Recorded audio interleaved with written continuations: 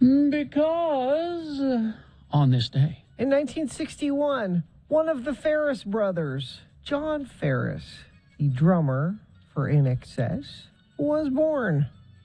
I wonder what happened to the rest of them. What's his name? Michael Hutchence? Michael Hutchence. He's dead. Yes. Was that it for the band? No. No.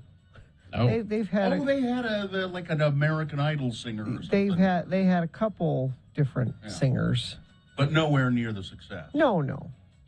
But they kept working. Yes. That's all. Don't worry about the Ferris brothers. I'm not. Well, I'm not. I'm not worried. I'm just curious. But Michael Hutchence is hard to replace. His what did he name his daughter? Tiger Lily something? Yeah. Something Princess Tiger Lily? Yeah. And she's dead now too. Oh, really? Oh yeah. Oh, that's right. Now, okay, let's not. You don't want to go there. And now, ladies and gentlemen, it's Farting Around with Radio from Hell on X96. A feature sure to catapult us into the Radio Hall of Fame. No. No? Aren't people talking about it everywhere? Did you hear farting around this Oh morning? my God, it was amazing, wasn't it? I couldn't believe the digressions they took. We're going to have jocks the rest of the day on promos talking about Yeah. unless you hear farting around Well, at 6 a.m. You're not listening No. to radio. Hell, we promote the wingding. So we might as well It's a good point. hit it hard It's a good- every day. I want Amanda Dixon to do a promo for us. I just love farting around. You never know what they're going to say. I learned so much. We're And you know, from both sides. well, that's right. So thank you for having along with us this morning. Thank you for coming along with us this morning. You know, we're your companion for farting around. We're your morning companion for farting around. You don't want to fart around by yourself. Thanks. That's no fun. Thanks for coming along with us here. Welcome. Thank you. Well, I woke up way late today. Way late. Because I slept. So that's good. I guess, yeah. But apparently I was able to reach out and turn off my alarm twice without knowing it. That's a sign, I guess, that you really need to sleep. And then I've opened my eyes and looked at the clock thinking, I'll bet it's about, what? It's 4:20. Yeah. Whoa. I'm usually up at 3. Oh my goodness. Yeah. Hour and 20 minutes I slept over. Well, that's good. You needed the rest. My alarm goes off at 3, and I allow myself one snooze button. Do you? But for some reason, I hit the wrong button and turned off the alarm. You look a little sleepy-eyed today. And Sue was like, hey, dummy, Are you going to it's work? 3:30. You were late, too. You A got little work? bit. A little bit. Yeah. You going to work today? Yeah. And my wife generally doesn't hear any. She's a good sleeper for the most part. Doesn't hear my alarms. Doesn't. And my husband wasn't home last night, so I did all the every creak in the house, wake up. What was that? Maybe he's back. What was that? Now, somebody says Michael Hutchins' daughter is alive. You're thinking of Bob Geldof's daughter, her half-sister, who died. No, I think Tiger This is Lily's a dead. text, excuse me, here. Excuse me. I know who's alive and who's dead. Nice. That's nice. This is not something you hear very often. No. Going deep into the KJQ vaults, Bill.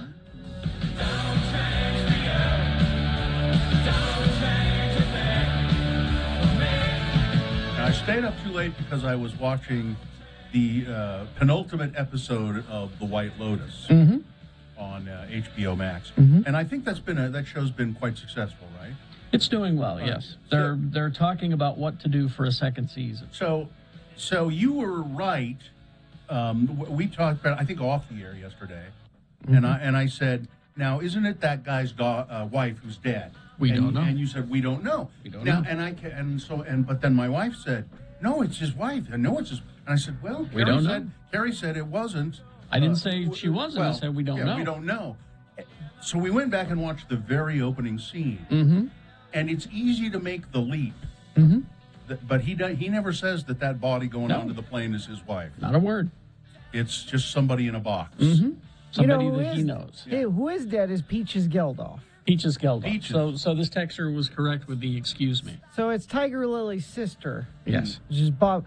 They have the same mother, but different father. I hope Tiger Lily is hanging in there. She's still around. What I wonder what do you do when you're that? You know, the children of Both her parents are dead. what do you do when you're the children of parents like that? You struggle. It's hard. I would think. Everybody think, oh, you have it all. You have it made. No, you don't. No, not really. Particularly because you're. This is one of my favorites.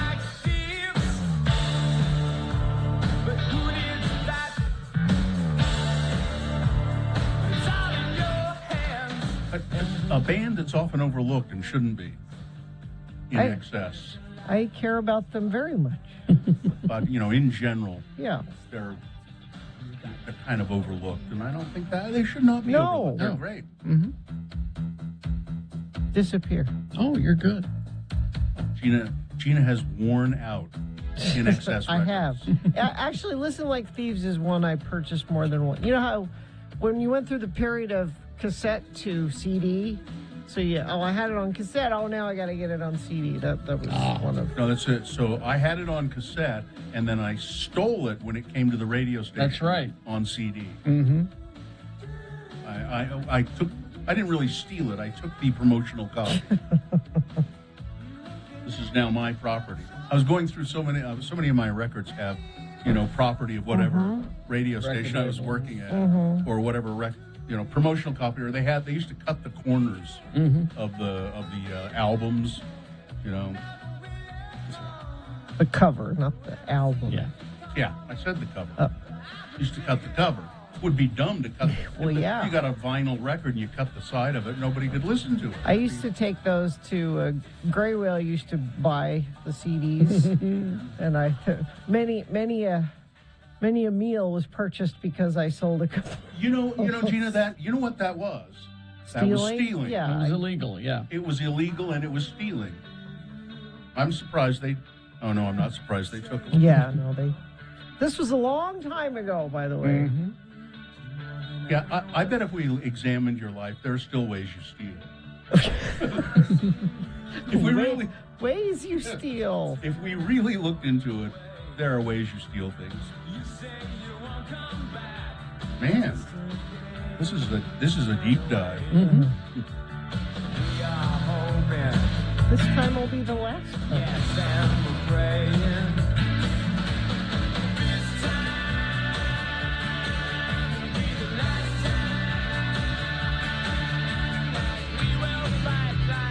And he was good looking too. Yeah. Oh yeah. And yet he chose to leave this world. Well, we don't know. Maybe not. It might have been an accident. Well, it was the kind of accident that It might have been an accident. Maybe it was murder. Murder. It was probably It was an accident. it was probably an accident, but Sorry. from doing stuff that you shouldn't have been doing. This has been Farting Around with Carrie, Bill, and Gina on X96, Radio from Hell. Okay, let's go. Yeah, let's do it. Hey, hi. Hi. Give me some energy by checking in with the Radio from Hell show, if you would. 877-602-9696. That's our phone number.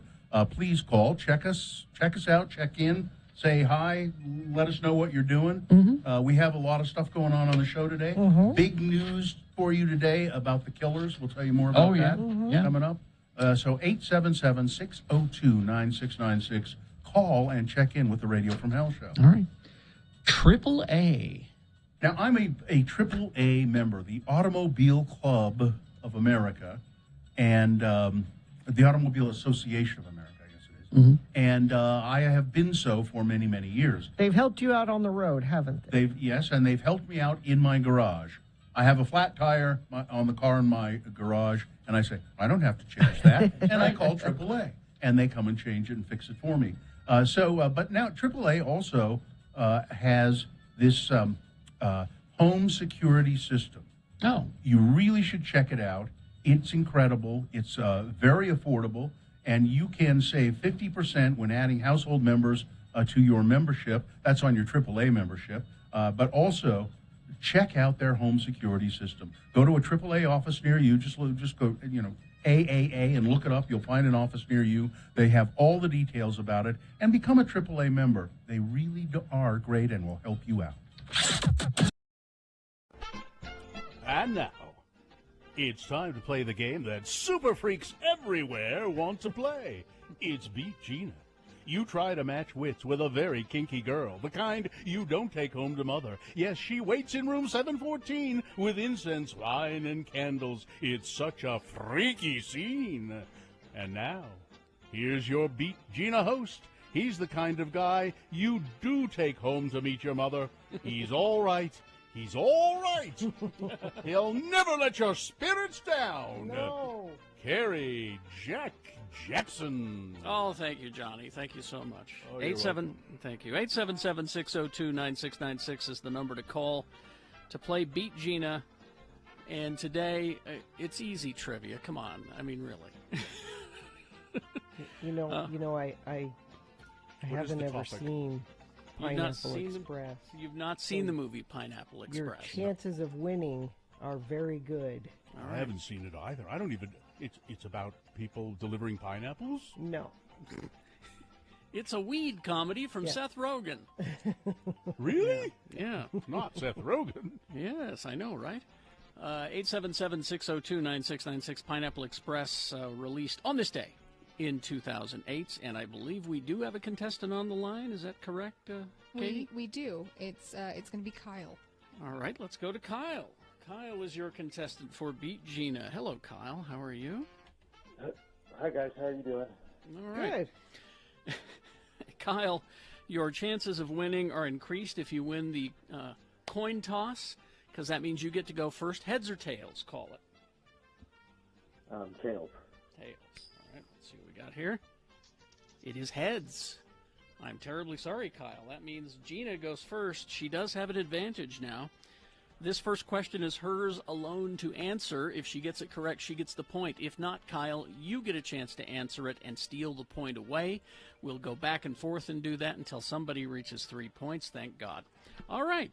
Let's see. Here's your first question, Gina. Yes. What famous 80s band sang the theme song to the movie Pineapple Express? Okay. Is it A, Level 42, B, Kaja Gugu, C, Huey Lewis and the News, or D, the Blow Monkeys? I don't think Digging Your Scene was. Let's go. Sorry. Let's go with Huey Lewis and the News. Wow. And you've never seen this movie? No, huh? I have not. Wow, that is I correct. think that was a very educated guess. All right, it's 1-0 in favor of Gina, that super freak. And now, let's go to Kyle. All right, Kyle. Which actor spent all day on set duct taped to a chair? Which actor? Was it A, Dylan McDermott, B, Dermot Mulroney, C, Craig Robinson, or D, Danny McBride? D, Danny McBride. Wow, very good, Kyle, very good. Kyle's got a point. It's tied up. Gina controls the question. Kyle's got a point. Kyle, you have a point. All right. He has a point. Gina, what does Saul wear on his head for most of the movie? Okay. What does Saul wear on his head for most of the movie? Was it A, a headband, B, a scarf, C, a MAGA hat, or D, a face mask? On his head. Headband. Headband is correct. Really? Okay. Yeah. I told you it's easy trivia. Come on. Not It's too- 2-0. Gina leads, but now Kyle has a chance to tie the game. All right, Kyle. Let's see here. Let's find a good, easy story. Okay. What kind of car does Red drive? What kind of car? Was it a Daewoo Luganza, B, a Daewoo Lanos, C, a Daewoo Thanos, or D, a Daewoo Spirochete?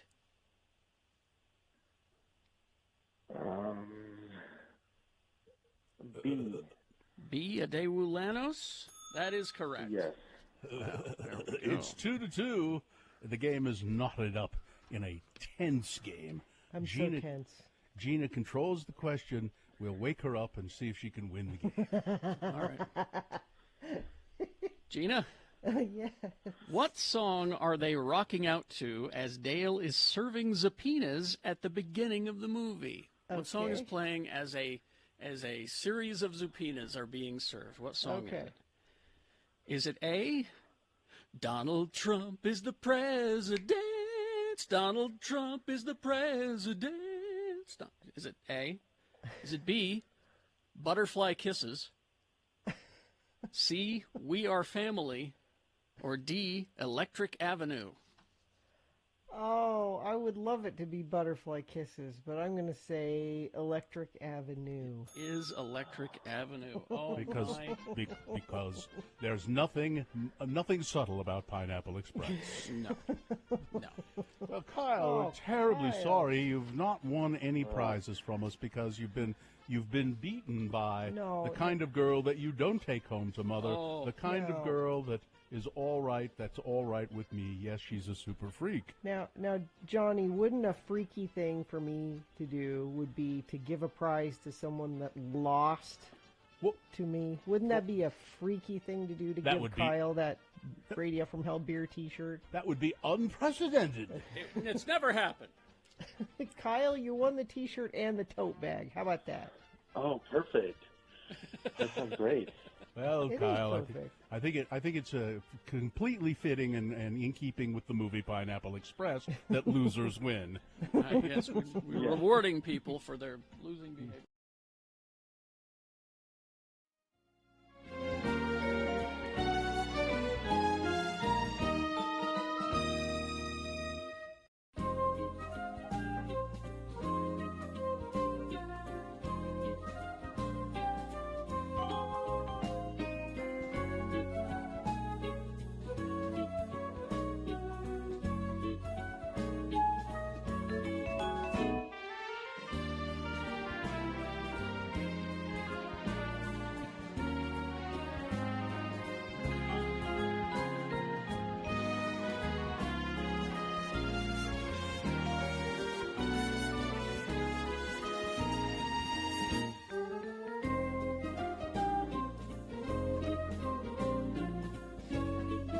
Let's get this over with. All right, Adam is on the line to check in. Hang on, Adam.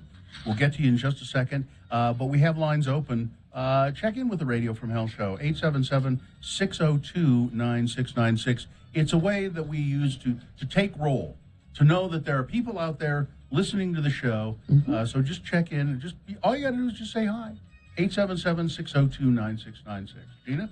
Katrubis Dodge is now Young Dodge in Layton. New name, same great service and selection of vehicles. See the selection online at Young Chrysler Dodge JeepRam.com. Think Young, think Layton. The moon is waxing itself toward being full. It's 4.5% of full today. The moon will rise at 8:37 a.m. today being Tuesday. It's the 10th day of August in the year of our Lord Jesus Christ 2021. 37 days now. We've been back in the world, in the studio, braving the COVID virus to bring entertainment to you, the listeners of the Radio from Hell show. For now. Yeah. We are Radio from Hell, starring the Lords of Morning Radio, Kerry Jackson, Bill Allred, and Gina Barberi. Katie, for short, is our producer. She's in the booth there behind us, and I saw Miriam there. Miriam is in the booth. Anybody else? Running the TV at x96.com/live. Skip is Skip in the next room This is- helping out. editing This is and recording. Skip's last week, by the way. This week is Skip's last What? week? I didn't know she was sick. Oh. I didn't know they were ill. Skip Oh. is leaving us on Friday. Oh, Okay. they're going. Well, you know where to they? the theater. Yeah, they work in the theater. Mm-hmm. Well, okay, Adam is still there. Nobody else is checking in at 602-9696. So let's have a really nice conversation with Adam, shall we? Hi, Adam. Well, that's entirely incumbent upon Adam, isn't it? Hi, Adam. Adam, hello. Hello. First-time caller, long-time listener. That's not true. This is going to go You badly. start That's not with a true. lie. Yeah. Starting with a lie. Why is that? Well, no one called yesterday, and I could tell it hurt you guys. It cut to the core. So I just wanted to make sure, you were you felt the love. That's nice. That was Thank a you. nice Adam. gesture, Adam. Yeah, I don't know. People sometimes people feel like they want to call in, and sometimes they just don't do it. And I don't know why more people don't take advantage of this. It's an opportunity. Like Adam, right now, your voice is on the radio. There are people driving around Utah hearing your voice come out of their speakers. Is that exciting? Sorry. Sorry. You're sorry. Okay. Sorry. Well, Adam, we're sorry too. As a matter of fact, I think that now somebody's calling line 3 right now to check in, and I hopefully will have a chance to get to them. Adam, where are you going to work right now? Are you at work? Yeah, I'm driving into Provo. All right. Well, be careful. Have a lovely day, and thank you for being a supportive listener of the radio. Thank you. Sorry I wasn't more engaging. No, you're great, it's Adam. fine, Adam. It's fine. It's fine. And you giggle, which is pretty interesting. All right, thanks, Adam. Thanks. See you later. Bye. Okay, now we got Adam, everybody. and that was great, Adam. Thank you very much. Yes. Let's see. Now we have Chris on line 3. I think we have Chris. Chris, are you there? Yes, I am. King of the Buttheads, long-time listener. Yeah, no kidding. Yes. Chris King- knows how to do this. King of the Buttheads. Why, Chris? All those years ago, when you were a young man, a very young man, calling in, why did you come up with that nickname, the King of the Buttheads? You know, when we used to call him for chickens, I remember you asking me, well, what are your chicken name? And that's the first thing that popped into my head. You could have said, because everybody calls me, hey, you're a butthead. And I was like, well, I'm the king of the buttheads. Hey. And now you're stuck with it. You see, that's why thought needs to go into these things. So, but people called you many times, apparently, a butthead. And so Yes, many times. Yes. Still, to this day. Really? do you make dumb decisions, Chris? Well, sometimes, but as I've gotten older, I'm a little wiser. So. Oh, good. I hope so. But you are the king of the buttheads. He's the king of the buttheads. All right, Chris. Thanks, Chris. Thanks for checking in with us. All right, God bless. All right, we'll talk to Kevin now. Hello, Kevin. How Hello, you doing? friends. Hi, Kevin. What's up? Not much. Just, working, waiting to take my Adderall. What time does that happen? You got to time it just right. You do? You know? Yeah. Usually about 7. Otherwise, it stops too early, and I get a little, a little crazy. So what does the Adderall do for you, Kevin? Exactly. Well, it laser focuses your energy, and You got any so extras? call me later, and I'll talk to you about that. Yeah, Bill could use some laser focusing today. I take Provigil every morning. I take the generic version of it, and I don't notice that it does anything. How about you not take it one day, and Carrie and I will tell you if we can tell whether you're different. Okay, but I really don't notice that it does anything, but I take it because I'm afraid if I stop, That it will be noticeable. that I'll just come in and put my head down and say, you go on without me. Leave me here. Go on without me. No, Bill, you can make it. Come on. Time to wean yourself off of that. Kevin, what do you do? What do you do for a living? You work now? Yeah. Well, I mean, I've always worked, but I work from home. I'm an estimator for a company. You're an estimator for a... Estimator. What do you estimate? Materials. I see. I throw numbers at things, basically. He doesn't want to say. Trying to keep it as I mean, vague good as idea. possible. Yeah. Good idea. Yeah. All right, Kevin. Well, thanks for checking in with us. Thanks for being a friend of the show. We do appreciate it. Thank you. Aw, thanks. See you All right. later. Bye-bye. Here's something you never get. What? A text. Check-ins is the worst feature. More news, please. More news, that never please. happens. Well, okay. I do have hate mail coming up. Crash eastbound Riverdale Road, I-84 in Ogden. Eastbound to northbound is blocked. Lane closure eastbound I-80 exit ramp to State Street, South Salt Lake. The right lane's being affected there. And what are you seeing out on the roads? Well, you need to tell us. You text it in to us if it's safe for you to do that. 33986. Big O Tires anniversary sale is going on now. Save up to $150 off Big O brand tires at your locally owned and operated Big O Tires, the team you trust. Thank you very much. We will take a break. We will be back with your requested news coming up. And some other stuff for you. Utah word of the day, boners, God, I forgot about that. hate mail, all that coming up. Stand by. We have yet to talk about Wonder Woman 1984. All right. Now, before we Now- go further, Okay. Bill, did you see it? No. Okay. And I don't think I really care to see it. Okay. I didn't see the first one either, and I'm sorry. It's good. You should see that one. Why do you always do that? I say I didn't see the first. You didn't? What did I just say? I didn't see it. The first one was great up I heard until it was very good. the climactic battle at the end, and then it had some ending problems. But other than that, it was terrific. So the second one, you go to the trouble to place it in 1984. I'm expecting a great soundtrack. Yes. Because the trailer, we had Blue Monday from New Order. Yes. And I'm like, okay, this is just a hint of things to come. We're going to get a whole lot of great late 70s, early 80s songs. No. None. We So, got one. a Frankie Goes to Hollywood song is in. And it was they do- Welcome to the Pleasure Dome, I believe. But that's it. Is it a money thing? They didn't want to pay rights for Well, they didn't put him. That was the only song in it, or It was the only Yeah. 80s song in it. There was a scene where they were all going to this fancy ball. And Gal Gadot strides in this white gown, and she's just looking amazing. And it's Frankie Goes to Hollywood, Welcome to the Pleasure Dome is playing. And that's the But only that's it. 80s tune that I think we got. what?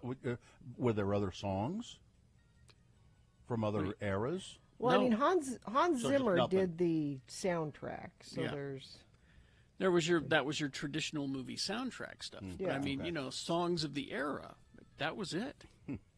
Oh, by the It way, was- Mark O'Toole, it was his birthday. Is that right? He wrote Two Tribes, oh, cool. Okay. along with Holly Johnson and Peter Gill.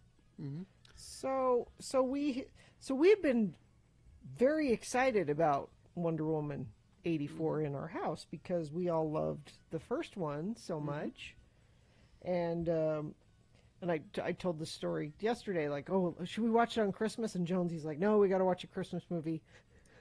Little did we know there's the Christmas element to Wonder Woman 1984, but so we watched it on New Year's Eve, and I had to fight to stay awake through it. I heard it was a mistake. So it's no secret that Chris Pine is in it, right? Yeah. I heard people talking about it. See, I didn't see the first one, so I didn't know that something happened to him in the first one. Yeah.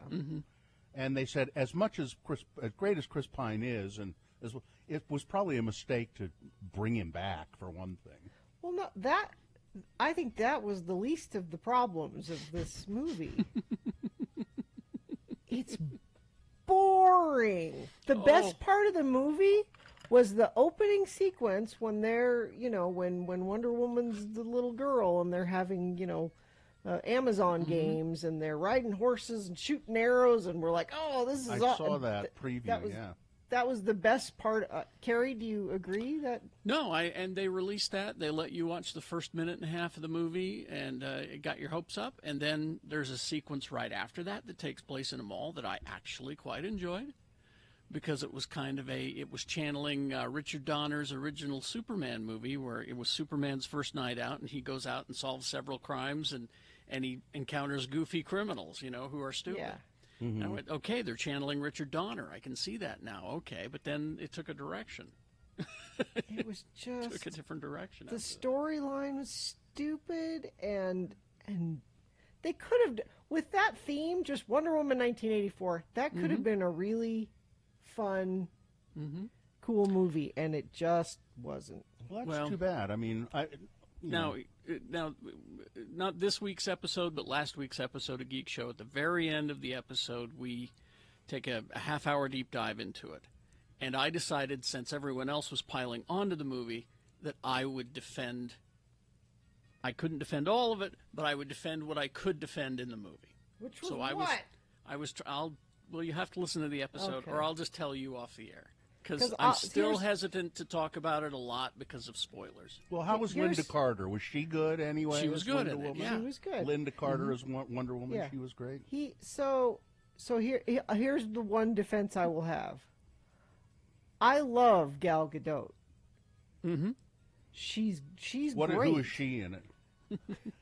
She's perfectly cast as that person, and she's gorgeous. And her boyfriend Lyle Wagner, She's gorgeous, and she's great with the action scenes, and so she is wonderful. So that's my one positive. I've got a bunch more on the positive side. Okay, but, okay.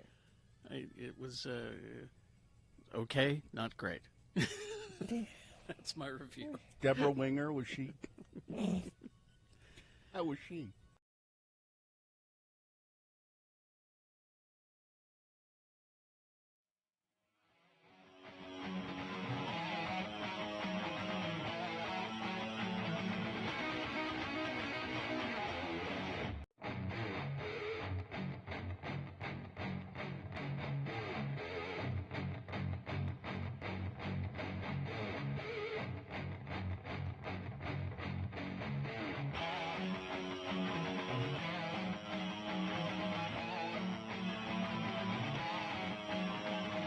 Okay, it is 6:35 right now. Time for Big Boy News and Opinioendo, brought to you by Moochie's would like to thank their loyal customers for supporting their locally owned and operated business. Moochie's has been voted Best of Utah for over 17 years. Dine-in, delivery, and pickup available. There is no good news today. Great. I'm sorry to tell you. I usually start with a little celebrity news, and even that is. How about Kelly Clarkson's divorce? That's good news that she got divorced. Sure. Good news that she married someone and it didn't work out. That's great news. Well, the good news for her is she was going to have to pay. What I didn't know is how wealthy Kelly Clarkson was. She was going to have to pay her estranged husband almost $1 million a month. Yeah. Wow. That's crazy money. Well, and not if you got it. But her attorney, she must have a good attorney because he's living on the Montana ranch. And her attorney? No, the husband. The husband. Mm-hmm. And she's like, "Look, you're living there. I'm not paying for that. You're going to have to pay for the upkeep on the ranch." That's very unfair. It cut down her monthly payments to about $400,000. That's pretty a month. That's pretty unfair, though. It's just stories like this that just remind me that celebrities are so like us. That's so unfair, though. I mean, how long did he support her in her career? How long did he? Oh, you mean like emotionally support her? It's very unfair. Yeah. I think he used to every once in a while carry something backstage for her. That's $400,000. Yeah. So she's cut it back to $10,000 a month. He's getting now. Oh, that's okay. That's just crazy. You know what's also bad celebrity news? That was you think it's good celebrity news. I'm sort of on the side of her ex-husband, Britney Spears. Apparently, she is. It says here, Britney Spears will not get an earlier chance to try to throw her father out of the restrictive conservatorship in a tactical victory for her father, Jamie Spears, which don't you think it's weird that his name is Jamie and they named Britney's little sister Jamie? Well, Jamie Lynn. She's Jamie Lynn. Yeah, that's still weird. That's hillbilly naming. That's how you name it. It's Jamie Lynn and Jamie Sue. My little girl's going to be famous. She's going to get me a boat. Got lots of boats now, Jamie. Jamie Spears, his daughter's expressed wishes. Los Angeles Superior Court Judge Brenda Penny denied the request yesterday by the one-time Princess of Pop and her newish lawyer, Matthew Rosengart. The application denied without prejudice, Penny ruled, about the August 5th ruling by Rosengart to move a scheduled September 29th hearing ahead now before all of the... So they wanted to get to it quicker, and the judge says, nope, can't do it. And then there's this wonderful human being, Greg Gutfeld. He's on Fox News. He's part of something they call the Five, which is this a group of really hideous people who get together and talk about the world. It's like The View, but featuring the Legion of Doom. Yeah. So here's Greg Gutfeld during his discussion about former President Barack Obama's 60th birthday party on Martha's Vineyard over the weekend. The co-hosts of the Five roundly criticized the media coverage of the event amid the surge of the COVID-19 Delta variant across the country. The discussion resulted in co-host Greg Gutfeld calling Morning Joe co-host Mika Brzezinski that dumb broad. Classy fellow there. In a New York Times article published Friday before the bash, reporter Annie Carney quoted one Vineyard resident who defended the former president's gathering, saying he has 20-plus acres of land and everyone was going to be outside. He added, "You're dealing with a sophisticated crowd. I think the concerns were a bit overblown." So people were criticizing Obama for having... And he did actually, I think the Obamas did respond to the criticism, and they cut back on the number of people who were coming. And they insisted that everybody be, and they had them show proof at the door. You've got to be vaccinated. But Greg Gutfeld said that Mika Brzezinski is a dumb broad. Classy fellow.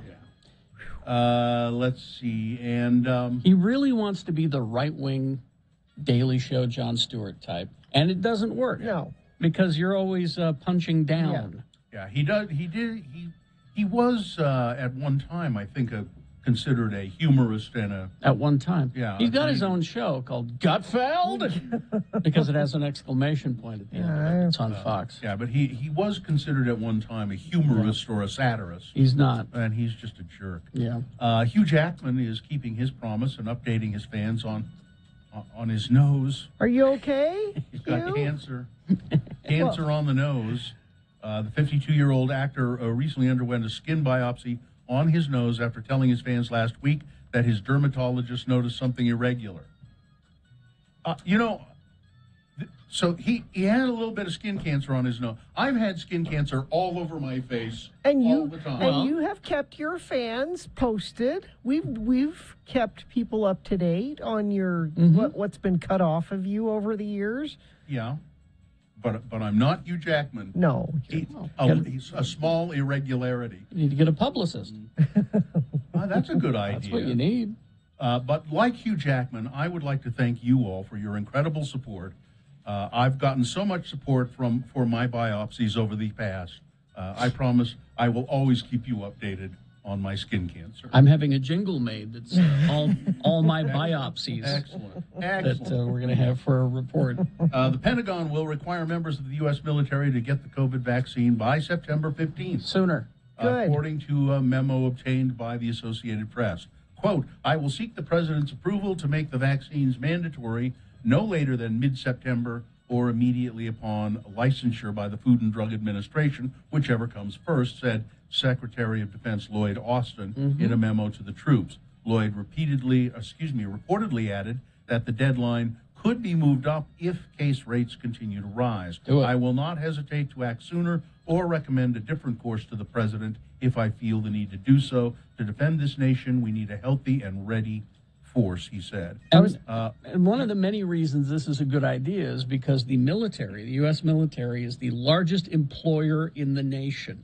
So if they're all required to get it, Well, that helps. and I was talking to Festus about this because Your he's Navy in, son. Yeah, he's in the Navy, and he said I don't know why people are making a big deal out of this. He said at boot camp, Yeah. they line you up, Yeah. and he said there's a corpsman on either side, several of them, and they each have a needle. a needle, and you walk down this line, and they do it on both sides. you for shots Chunk, of all stuff. chunk, chunk. He Yeah. said there's like 8 things you get. Yeah. Yeah. This will just be one more thing. Every active duty military person that I've encountered have said the same thing. Yeah, it's- I've gotten 8 or 9 other shots. This is not a big deal. I mean, it's a big deal to do it, to get that many people vaccinated. I think part of the reason that they've, it's been kind of a difficult process to get to.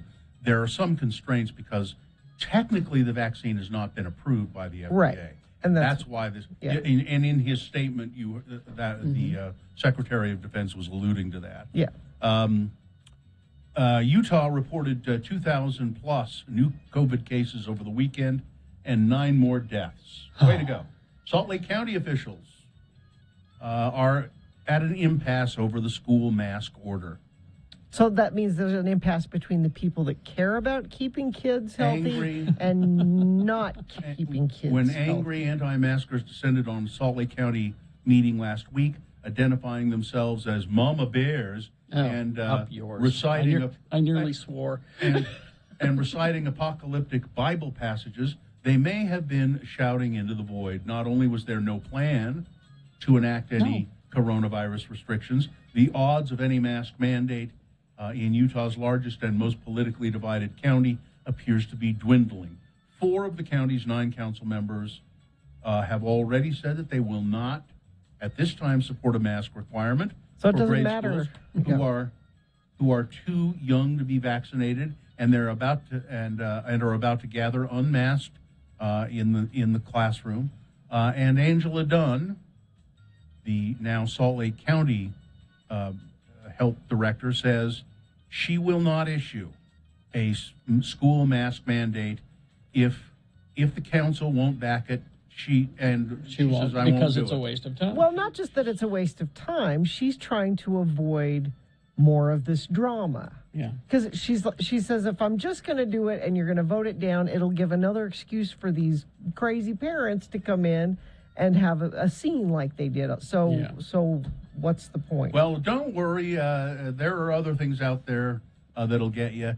West Nile virus has been detected in Utah mosquitoes. Oh, excellent. And let's see, thousands of Californians under evacuation orders. Yep. As the Dixie Fire nears 500,000 acres. The images from this fire, if you look at pictures, are just incredible. Apocalyptic. Air quality in Salt Lake City, Denver, been particularly bad with smoke from California's 11 fires kind of burning out of control in California right now. The Colorado city of Denver this weekend recorded some of the worst air quality in the world, as did Salt Lake City. This article from, what was this? This is from, it's a Yahoo story. And so they mentioned Denver instead of Salt Lake because, people will recognize Denver, they think, more than they recognize Salt Lake City. Firefighters across the West are now facing a threat of another extreme heat wave coming up this week. And it is no end in sight to all of this. And in Greece, geez. wildfires are there. Crazy. Thousands of people are fleeing as apocalyptic fires continue to rage like a horror movie, they say, in the country of Greece. The island of Evia was burning uncontrollably for a 6th day on Sunday after ferries were scrambled to rescue beleaguered residents. The blaze on the island, which is Greece's second largest island, erupted into several fronts, tearing through thousands of acres of forest across the northern region, forcing the evacuation of dozens of villagers.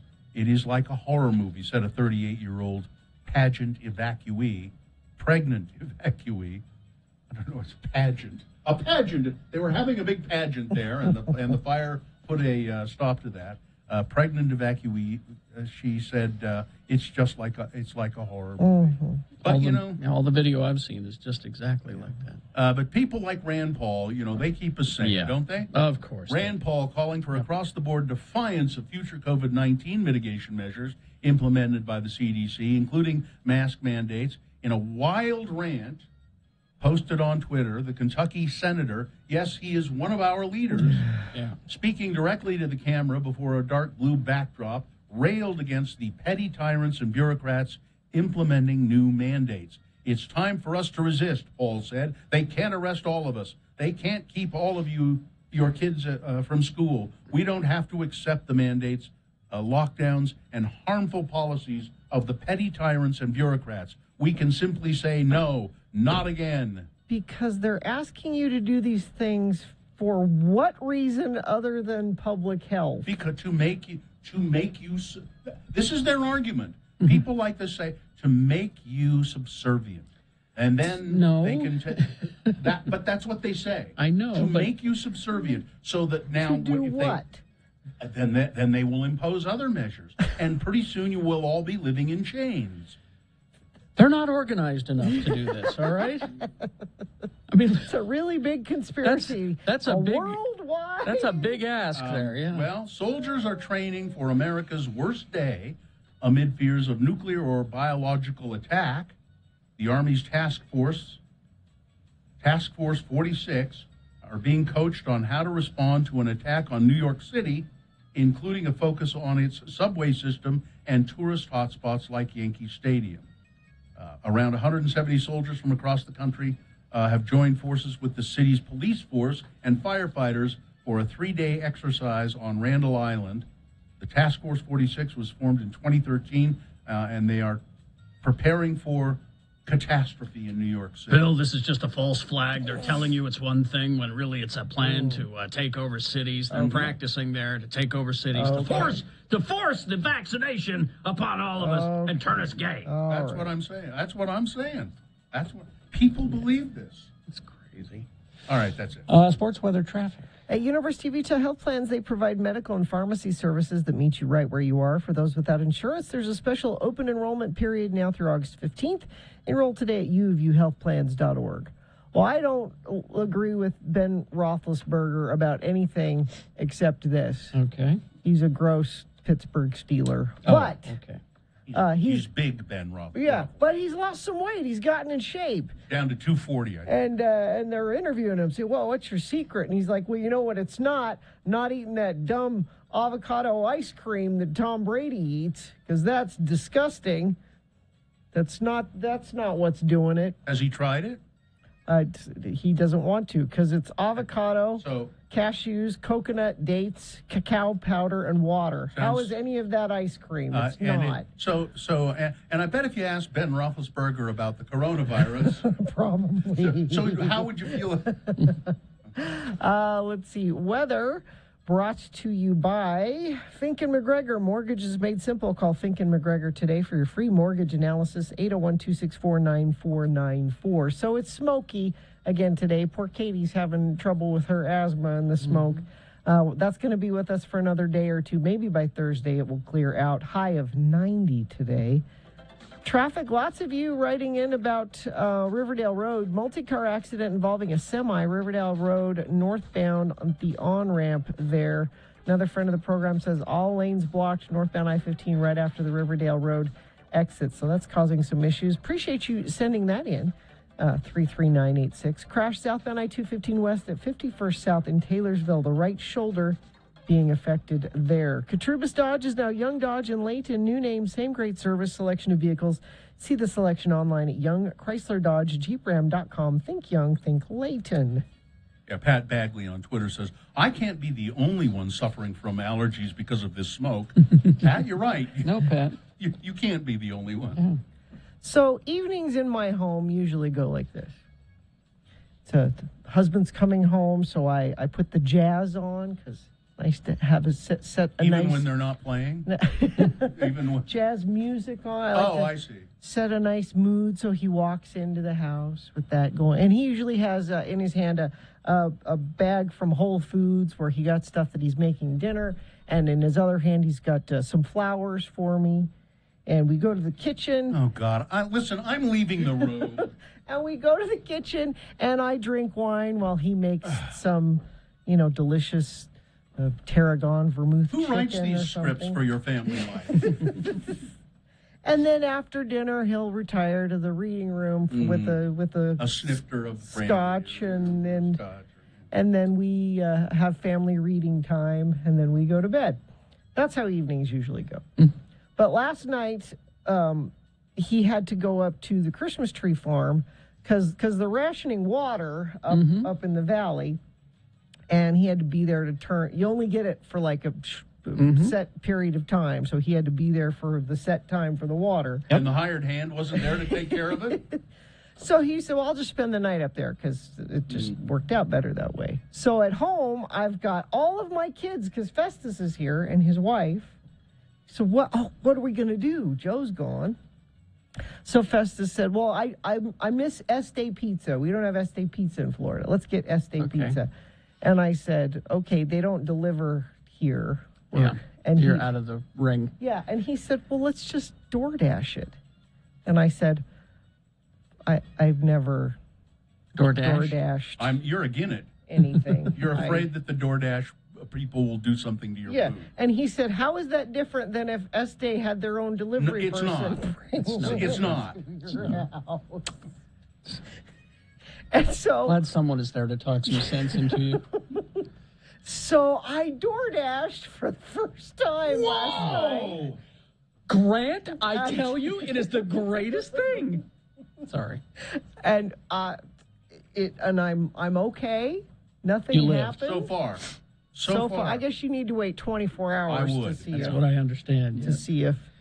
But the whole time he's following it. Festus is following it on his phone. He's like, okay, he picked it up and he's driving here. And I said, yeah, he's probably coughing in his car right now and picking his nose before he's probably doing all. And who knows how clean the car is? I know. There's probably candy wrappers everywhere. He's probably got a cat in there. Probably in his car. Yeah.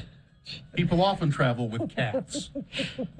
And so we did that. We had the pizza. And no jazz music? No. But then Festus said, we need to watch Suicide Squad. Okay. Let's all watch Suicide Squad. So we all gathered on the couch. And that was an enjoyable piece of candy, Suicide Squad. We laughed. Idris Elba made me happy. Isn't Weasel the greatest character, Weasel is the greatest character. It was just a different evening, and I talked to my husband right before bed, and I said, what did you do tonight? And he said, well, I made myself some chupino, and I've been working. That's a fish. That's a fish. I don't know what that is. Shellfish and like soup a soup or stew. kind of thing. It's got shellfish in it, and it's tomato based. And this is like 9 o'clock at night. He's like, I made myself some chupino, and I've been I'm doing some work with.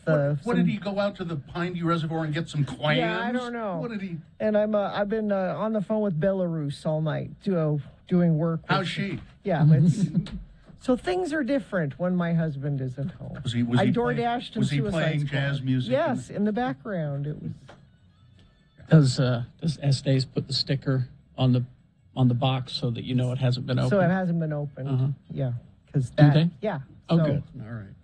But I still didn't trust it. But I ate it. You are so brave. I know. I've never had Este Pizza, so I don't know. I was proud of myself. Crash southbound I-215 west at milepost 15. That's about 51st South in Taylorsville. And lots of friends of the program telling us about this incident involving a multi-car accident, Riverdale Road, northbound on-ramp. All lanes are blocked, northbound I-15, right after the Riverdale Road exit. Let's see. We're going to do that right now, so we won't do that. We'll do this. University of Utah Health Plans. We provide medical services, pharmacy services that meet you right where you are for those without insurance. There's a special open enrollment period now through August 15th. Enroll today at uovuhealthplans.org. You know what a lot of people don't realize is when we go to break, as we're about to do, Gina insists we play jazz music while we're playing commercials. Let's see. We've got, okay, yeah. Utah word of the day. Oh, thank There you you. go. Oh, that's better. What you wanted, wasn't it? See? Yeah. There you go. Yeah. Isn't that nice? Utah Word of the Day coming up. Stand by for that. It's also round one of your boners, big boy news, all that on the way. Also some hate mail. Stand by for that. And, yeah. Should we keep this going while we talk about... Isn't it Well, nice? we could.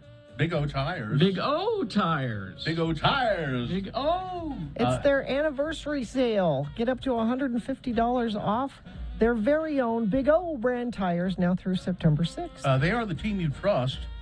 Big O Tires has the lowest price on every tire every day, whether it's their anniversary or not.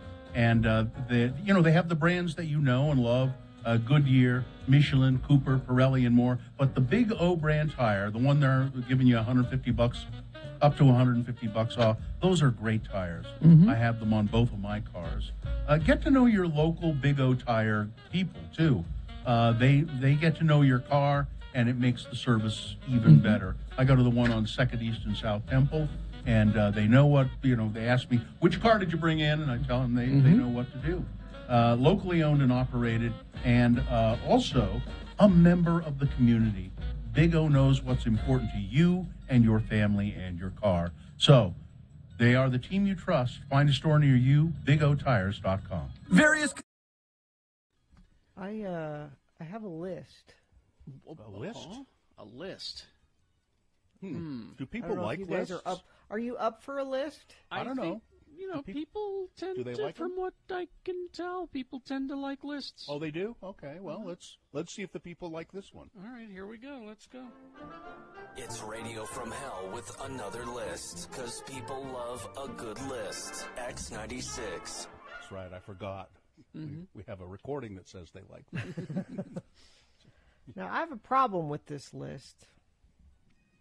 So Says- is it not a good list then? Because people Well- like a good list. Yeah, it's a list you don't like.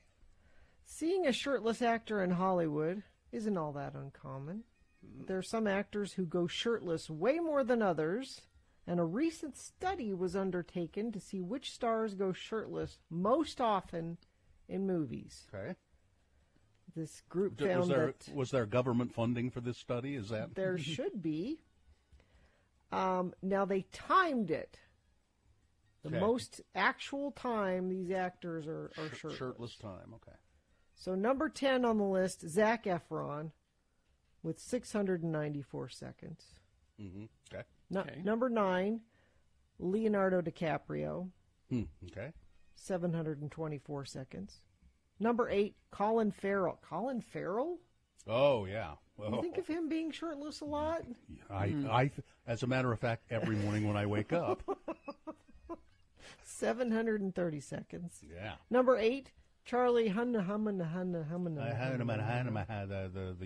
The Sons of Was Anarchy he guy. shirtless a lot in Sons of Anarchy? A little. It didn't seem like a lot, but Number 6, Christian Bale. Yeah, that makes sense. Number 5, Michael Fassbender. Yeah. I can't even picture Michael Fassbender's face, let alone his shirtless body. Number 4, Jake Gyllenhaal. Okay. 913. You don't think of him being shirtless a lot. 913 seconds? Yeah. Okay. Number 3, Matthew McConaughey. That one makes Sure. sense to me. Well, yeah. He almost always, he has like a shirt hanging off of his finger that he carries over his shoulder. You know what I mean? I didn't think he owned any shirts, but Number 2, Sylvester Stallone. I mean, What? you count over his career, yeah. I guess. all yeah. your Rambo movies, all your. Oh, yeah. He was a boxer. He never had a shirt on. And number 1, Daniel Craig. Well, that movie he made about, helping the Jews escape the Nazis, wasn't he shirtless throughout that? Huh? I forget the name of the movie, but I don't know what movie that. it But- would have been funnier if I could have named the movie. Oh. But nowhere on this list is the person that should be at least on the list, if not number one on the list. Who? Can you think of a movie where Jason Momoa actually wears a shirt ever? Ah, that's a Yeah, point. but we're talking about actors here. Ever? I can't picture Jason Momoa with a shirt on because I've never seen him with the shirt on. He is always shirtless. I take issue with. I think this study is flawed and needs to be re-examined. Well, who do you complain to? That's your next step. You've got to find out who to write a strongly You've got to figure out who to write a strongly worded letter to. Miss Brandt, get me Hollywood on the phone. Dear I'm not Hollywood, wrong, though. I am not a crackpot. Can you picture Jason Momoa with the shirt on? I bet you can't. I'm not trying. Yes. I'm really. You can? When he's wearing his full uniform as Aquaman at the end. Oh. But other than that, I can't think of a shirt that he owns. No. no shirt. He's a shirtless actor. Oh, He's now Hollywood's number one shirtless actor.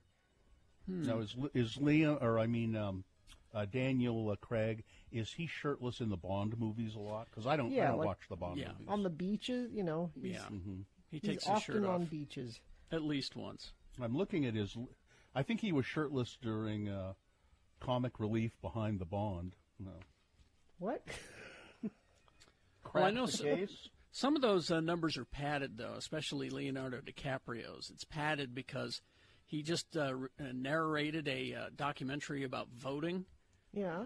And the entire time he was in the recording booth, he was shirtless, apparently. Shirtless? So Oh. it didn't count. You never saw him, but he was. So he's Well, you padding don't- those numbers. You don't think of Leonardo DiCaprio as having, you know, the sort of physique that No. you care about seeing shirtless. No. Oh, and much. a texter says, "What about The Rock, Dwayne Yeah, Johnson? The He's Rock. shirtless all the time." Oh yeah, that's right. Casino Royale features him being tortured while nude, and it's quite a long scene. So that's Daniel probably Craig. that's probably how he was able to get up there. So Well, I agree. Whoever wrote in The Rock, yeah. So this is a flawed list. I'm sorry I have brought you a flawed list. yeah, and again, what about Schwarzenegger in the two Conan movies? Conan doesn't wear a shirt you know? Ever. Yeah. No, I don't know. I think they overlooked a lot of things here. I think they Yeah. just went to the movies they wanted to see. That's all. Yeah. You see the shirtless men you want to see. That's what we get from this. Okay. Well, it is a flawed list, but okay. We hope you'd enjoyed another list with Radio from Hell on X96.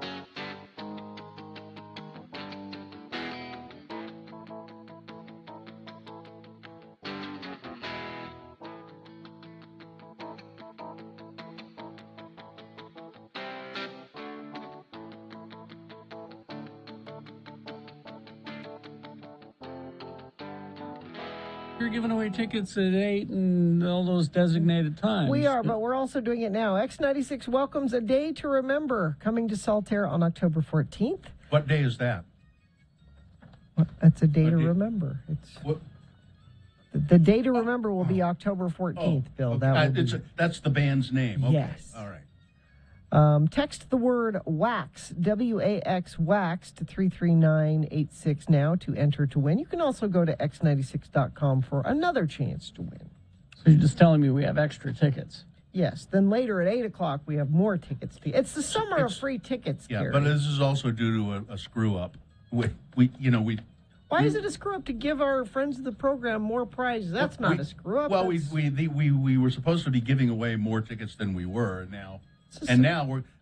I think next week we're just going to give away tickets every 2 or 3 minutes. It's a summer of free tickets. Got this inventory that it's piled up and we can't do anything about I it. don't know how the bands will feel about that. Well, We're tripping over piles of free tickets. so anything we can do to not do the Utah word of the day here, right? Well, it's sponsored. We have to. What? We have to do that. So I'm got to apologize to the sponsor. I'll have to call them or write to them and say I'm very sorry. And This isn't worth whatever you paid yeah, for hopefully you will forgive us. Forgive me. I don't know what I was thinking. Well, I wasn't thinking when I wrote this. Did somebody say free? No. Wendy's did. I didn't hear anybody. Wendy's did. Oh, okay. This Friday and Saturday, get a free sausage or bacon, egg, and Swiss croissant. No purchase necessary. Breakfast hours only. Yeah. What? Yeah. Just I want a free sausage. Yeah. there you go. Okay, sir. There you are. Just like that. That's what they're Have doing. a nice day. And then I just stand there holding my sausage and looking dumbfounded. All right.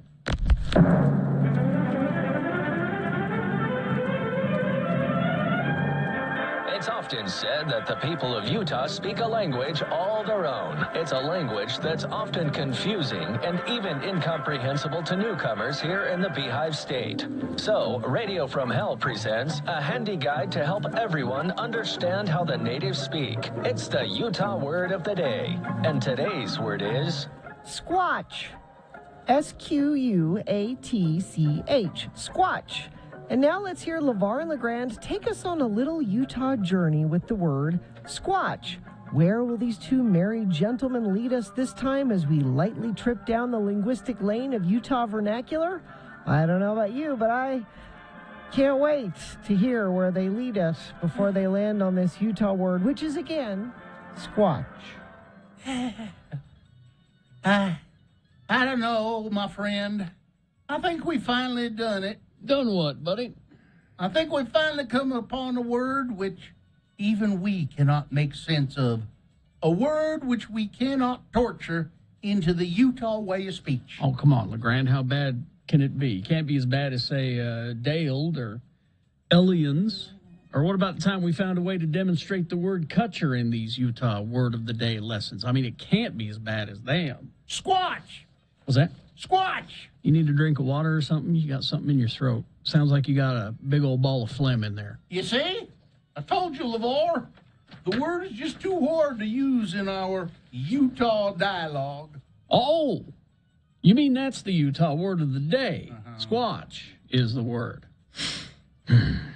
Well, for hell's sake, what are we supposed to do with that? I mean, we're good at this Utah word of the day stuff. We've done it a long time, but squatch? Yeah. Gee. I told you. I can't make nothing of it. Squatch. And it sounds like a vegetable or some kind of thing you would do at the gym that would make you grunt. Hey, honey, the garden is full of these things. We need to have some squatch for dinner tonight. No. Or, let's see how many times you can squatch while you're holding a 10-pound weight. No. Yeah. There just ain't no way there's a Utah word there. Am I right? I think you are. You know what? I'm having none of it. I'm with you. Let's not even try. That'll show them. Mm-hmm. We're not just some trained monkeys that they can just bring out to perform for their amusement, right? That's right. Man, I feel liberated. This is the first time that we've ever said no to one of these things. What you want to do instead? Well, I say we get a couple of bottles of pop and we settle down over to my place and take in some of the Olympic competition. I set my VCR to record table tennis and the weightlifting finals. Squatch that! Join us again some other time as we examine how the Utah natives speak with the Utah word of the day.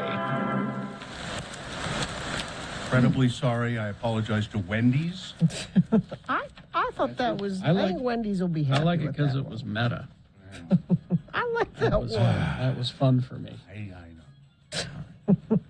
You know, Jump in the squat. We jumped the squat. That's what we did. I'd love to hear from friends of the program about this earlier accident near Riverdale Road with the semi-truck. UDOT hasn't updated it in almost an hour, so I'm not sure if that's still an issue or not. You could be on the ball and helping us out by texting us, only if it's safe for you to do that, though. 33986. This summer, downtown Salt Lake's Main Street will be closed to cars and open to pedestrians Thursdays, Fridays, and Saturdays from noon on. Restaurants, bars, and shops will extend their service onto the sidewalks with music and art each night. Learn more at downtownslc.org/open-streets. All right, bonus round one coming up. Here are the candidates you'll consider if you've a mind to. Number one, when I'm not traveling, it's my gun bag. Boner candidate number two, sporting events are so inspiring, so fun. And number three, give me my waffles. Boner.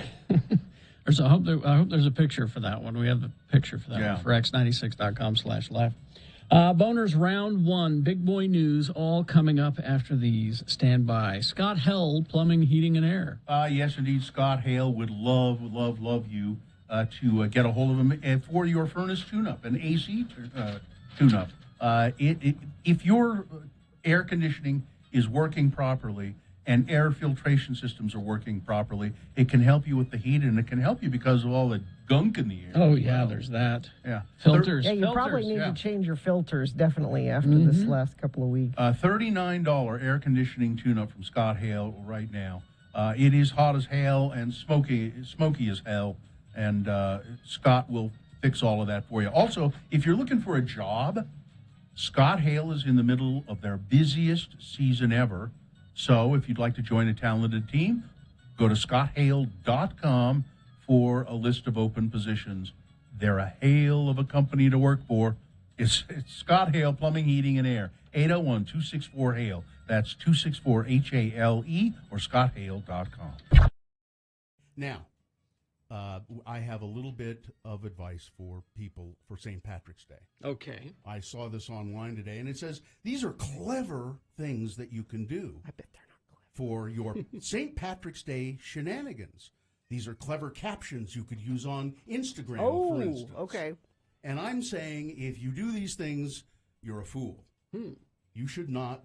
Here, St. Patrick's Day captions for friends and loved ones on your Instagram posts. So as you post your stupid Instagram drunken pictures, you should caption them with things like this. I'm not Irish, but kiss me anyway. No. Don't do that. This is clever.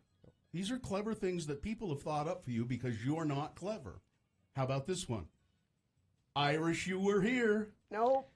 Never. No? How about this one? Don't use that. About to get lucky, insert shamrock and wink face emojis. No. Lucky me, I have you. No? I mean, that's just nice. I Irish don't mind whiskey that one. makes me frisky. I do like Irish whiskey. Oh, yeah. How about funny St. Patrick's Day captions for eating, drinking, and being Irish? The leprechaun made me do it. Take a picture. It'll last longer. Picture like as in picture of beer. No, boo. That is bad. The patty don't start till I walk in. That was kind of funny. It is? It made me laugh. The patty don't start till I walk in. It's a Kesher reference. The patty don't start. No. All right. Okay. Ready to get shamrocked? No. No. How about, okay, cute St. Patrick's Day captions for babies and kids. Oh, okay. Okay, here we go. I'm telling you, don't use any of these. Little Miss Lucky Charm. So if you put a picture of your kid This there. is like Instagram stuff. Wee bit of trouble. My little good luck charm. Yeah. Okay, Irish blessings and proverbs to use for St. Patrick's Day. Let's try these. Maybe these. Wind at your back and road racing. May your pockets be heavy and your heart be light. May good luck pursue you each morning and night. Well, that's okay. Okay. A little wordy, but yeah. How about Nah, these are all terrible. Yeah. What do you do? What are you doing for St. Patrick's Day? Nothing. I'll be in Las Vegas. Oh, that's right. Oh, that's right. Oh, crap. Oh, my. Oh, Bill, that's a horrible time to be in Vegas. You just realized that? I just realized that. Oh, no. Oh, this is now, bad. wait a minute. That's almost like being in Mexico on spring break. Yeah, No, this wait. is bad. Wait a minute. What? St. what- St. Pat's is Sunday. I'm gonna wait a minute. It's on Sunday, right? Yeah. So what exactly am I going to be doing on Sunday? Let me Oh, see. this Shouldn't is leave bad. your, I'm don't gonna leave be- your hotel room. Yeah, don't leave the pool. Sunday, I'm going to be. I'm going to be at the Piff, the Magic Dragon show. It's on Sunday? Yeah. Well, though, you might be okay if you're at... I just wouldn't be out on the street. Everybody in the audience is going to be drunk. Yep. Oh, yeah. Really, really, really Oh, drunk. yeah. Absolutely. So you should be, just, No, well, so you fit in. no. I wouldn't, don't go to Vegas on St. Patrick's Day New Year's Eve. or New Year's. I know I did New Year's in Las Vegas. And, oh, man, what a mess. What Yeah, an no, absolute mess. I mean, I didn't even think about that. I just, Oh, wow. so Well, maybe you should take one of those cute sayings with you and Yeah. use it. kiss me, I'm Irish. Yeah, no. No, No. So I will be sober so that I can fend them off. You would take your cudgel. I have one on my I desk. know. Take it. I will. You can beat people away from you as you go through the crowd. And I wouldn't be sober if I were you. Otherwise, you wouldn't be able to take, if you're sober, it's going to be worse. Well, I'm just afraid I won't. I'm just afraid if I'm not sober, I will get in a fight. If I'm drunk, I'll get in a fight. Stay in your pool. Yeah, don't get in a fight. Yeah, Don't do that. Because of my defense, my I'll just be. Your defenses are down. My defenses are down, and I'll just be. I don't take that kind of crap from anybody. And then I'll get beaten up. Yeah, you're in trouble.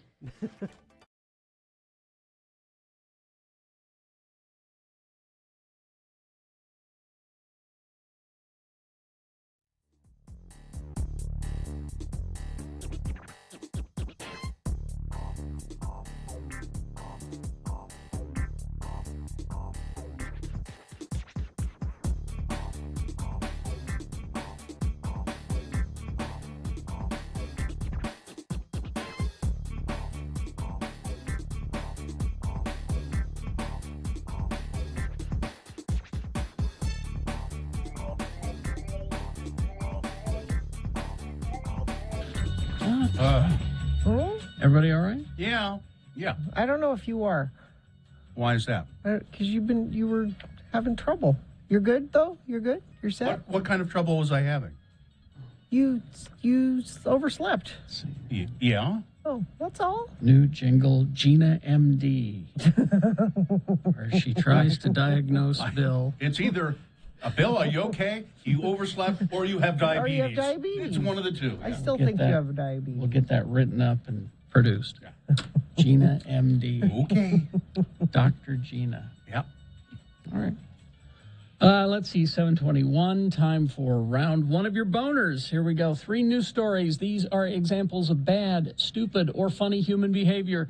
You will decide with your vote. Of these 3 candidates, which one is the worst? Which one deserves to go forward to boner fight and possibly become boner of the day? Winning here does not make it boner of the day, obviously, because this is round 1. Round 2 happens at 8:20. We do this again with 3 more candidates. We get a winner there. We take both of those winners and put them against each other. And you'll decide boner of the day at 9:20 this morning. That's when boner fight happens, so be ready for that. Right now, we're advancing one of these 3 candidates from this, round 1, forward. 2 candidates now, a third after the news. Once you've heard all 3, you will vote. One of you lucky random boner voters will receive A Del Taco gift card. X96 presents the double cheese breakfast taco at Del Taco. Listen all week during Radio from Hell to win a $20 gift card from Del Taco. You can get more details at x96.com. Now I want a bag of tacos. That sounds great, doesn't it? Yes. Breakfast taco. Breakfast taco. All right, here's boner candidate number 1. When I'm not traveling, it's my gun bag. Conservative Republican Congressman Madison Cawthorn Oh, God. of North Carolina, caught by airport security trying to board a plane with an unloaded handgun and a loaded magazine in his carry-on bag. The incident happened at the Asheville, North Carolina Regional Airport. It was allegedly a mistake by the congressman. He claimed that he intended to put the firearm and the ammunition into his checked baggage, which I guess is okay. Cawthorn said in a statement, the oversight was a mistake because I use this same carry-on bag to carry my guns and ammo, when I'm not traveling. When I'm going to the range. Yeah. When I'm going to the shooting range. Like, just buy another. I'm not buying the fact that he forgot. No. He wanted to get caught. Because then it's in the news that he has guns. See, he's one of us. Yeah. That's all this is it's virtue signaling to his base. The TSA was made, the TSA stop was made public by a group seeking to get Cawthorn removed from office, FireMadison.com. They had an audio recording of the incident, including airport security discussing confiscating the 9mm. Apparently, they did not confiscate it, but they allowed him to put it into his checked baggage. Boner candidate number 1, when I'm not traveling, it's my gun bag. Not buying that. Boner candidate number 2, sporting events are so inspiring. I mean, they're so fun. The Colorado Rockies, they have zero tolerance, they say, for any form of racism or discrimination. And they are disgusted by an incident when a man in the stands at the Colorado Rockies home game repeatedly and loudly yelled a racial slur at Miami Marlins outfielder Lewis Brinson, who is black. Now they're not saying what the slur was, but I think you can guess. The Rockies say any fan using derogatory language of any kind will be ejected and banned from Coors Field. The incident happened during the top of the 9th inning at Coors Field in Denver, and the loud, brazen yells were picked up by microphones behind home plate and clearly heard on the Marlins sports television broadcast. I hope he's banned for life. I hope that's how this story ends. Well, they say that that's what they're going to do. I didn't read to the end of the story today. I read it yesterday, and it doesn't say whether they did. It doesn't really even say whether they found out who did it. They just heard it. Let me see if I can find it. The athlete in question, Mr. Brinson, did not appear to react to the abuse, and it's unclear whether he even heard it, although it was yelled very loudly at a quiet moment in the action. It's not clear whether any nearby fans, ushers, or security personnel objected to the abuse or tried to stop it. The Rockies won the game 13-8, while Brinson went 2 for 4 with a walk and 2 runs batted in. There's a follow-up to this. Yeah. Apparently, he was not yelling the N-word at this person. What was he yelling? The Rockies mascot's name is Dinger. What? After a thorough investigation that included calls, emails, video clips from concerned fans, media, and broadcast partners, the Colorado Rockies have concluded that the fan was indeed yelling for Rockies mascot Dinger in hopes of getting his attention for a photo. There was never any racial slur that occurred. So Dinger is a dinosaur. So he looks like a triceratops, I think. Or maybe maybe it sounded more like, well, it's Dinger. It's Dinger. because you hit a dinger in it's so Dinger. So there you go. We'll just shift the boner a little bit here. It's the Colorado Rockies the misunderstanding for thinking that somebody was yelling a racial slur, and really the person was just yelling, Dinger! Dinger! Dinger! Yeah. Hey, over here. I want to... Coming up in a moment, boner candidate number 3. That was just an update. That's good. No, that's good. Yeah. Give me my waffles is number 3. Boner candidate number 3 for round 1 coming up after this. Big Boy News and a Pinuendo brought to you by Park City's annual Savor the Cocktail contest runs now through August 31st. Enjoy original cocktails from participating bars and restaurants, then vote for your favorites. You must be at least 21 to participate. Find details at parkcityrestaurants.com. Upon hearing that the Triceratops is the mascot of the Colorado Rockies, Katie has declared a favorite team in baseball. Why would it be? Why would they have a Triceratops? I wonder why they dinosaur bones up that way. I guess. I don't know. I don't know. Christina Applegate has been diagnosed with MS. Oh, jeez. Multiple sclerosis. She is 49 years old. She confirmed her condition, a lifelong condition that affects the brain and nerves, on social media, explaining that it has been a strange journey so far. Taking to Twitter, she told fans, "Hi, friends. A few months ago, I was diagnosed with MS. It's been a strange journey, but I've been so supported by the people I know who also have this condition. It's been a tough road, but as we all know, the road keeps going unless some a-hole blocks it. As one of my friends that has MS said, we wake up, we take the indicated action, and that's what we do." Again, there's talking in code as far as I'm concerned. Yeah. I don't know what that means. So now I ask for privacy as I go through this thing. Thank you. Fans rush to offer the star their support, flooding comments with an outpouring of love. Michael Keaton, he's one of my favorites. Mhm. Yes. He's your Batman. Yeah. And he's also going to be in a Hulu series called Dope Sick. Michael Keaton and Caitlin Dever, not sure who she is, will be starring in the upcoming 8-episode series, which is based on Beth Macy's nonfiction book, Dope Sick, Dealers, Doctors, and the Drug Company That Addicted America. Dope Sick will be taking on America's opioid crisis, with Michael playing Samuel Phoenix, who is an old-school doctor who approaches his practice with kindness and compassion, but finds himself embroiled in Big Pharma's deadly secret. Dope Sick will be premiering on Hulu October 13th.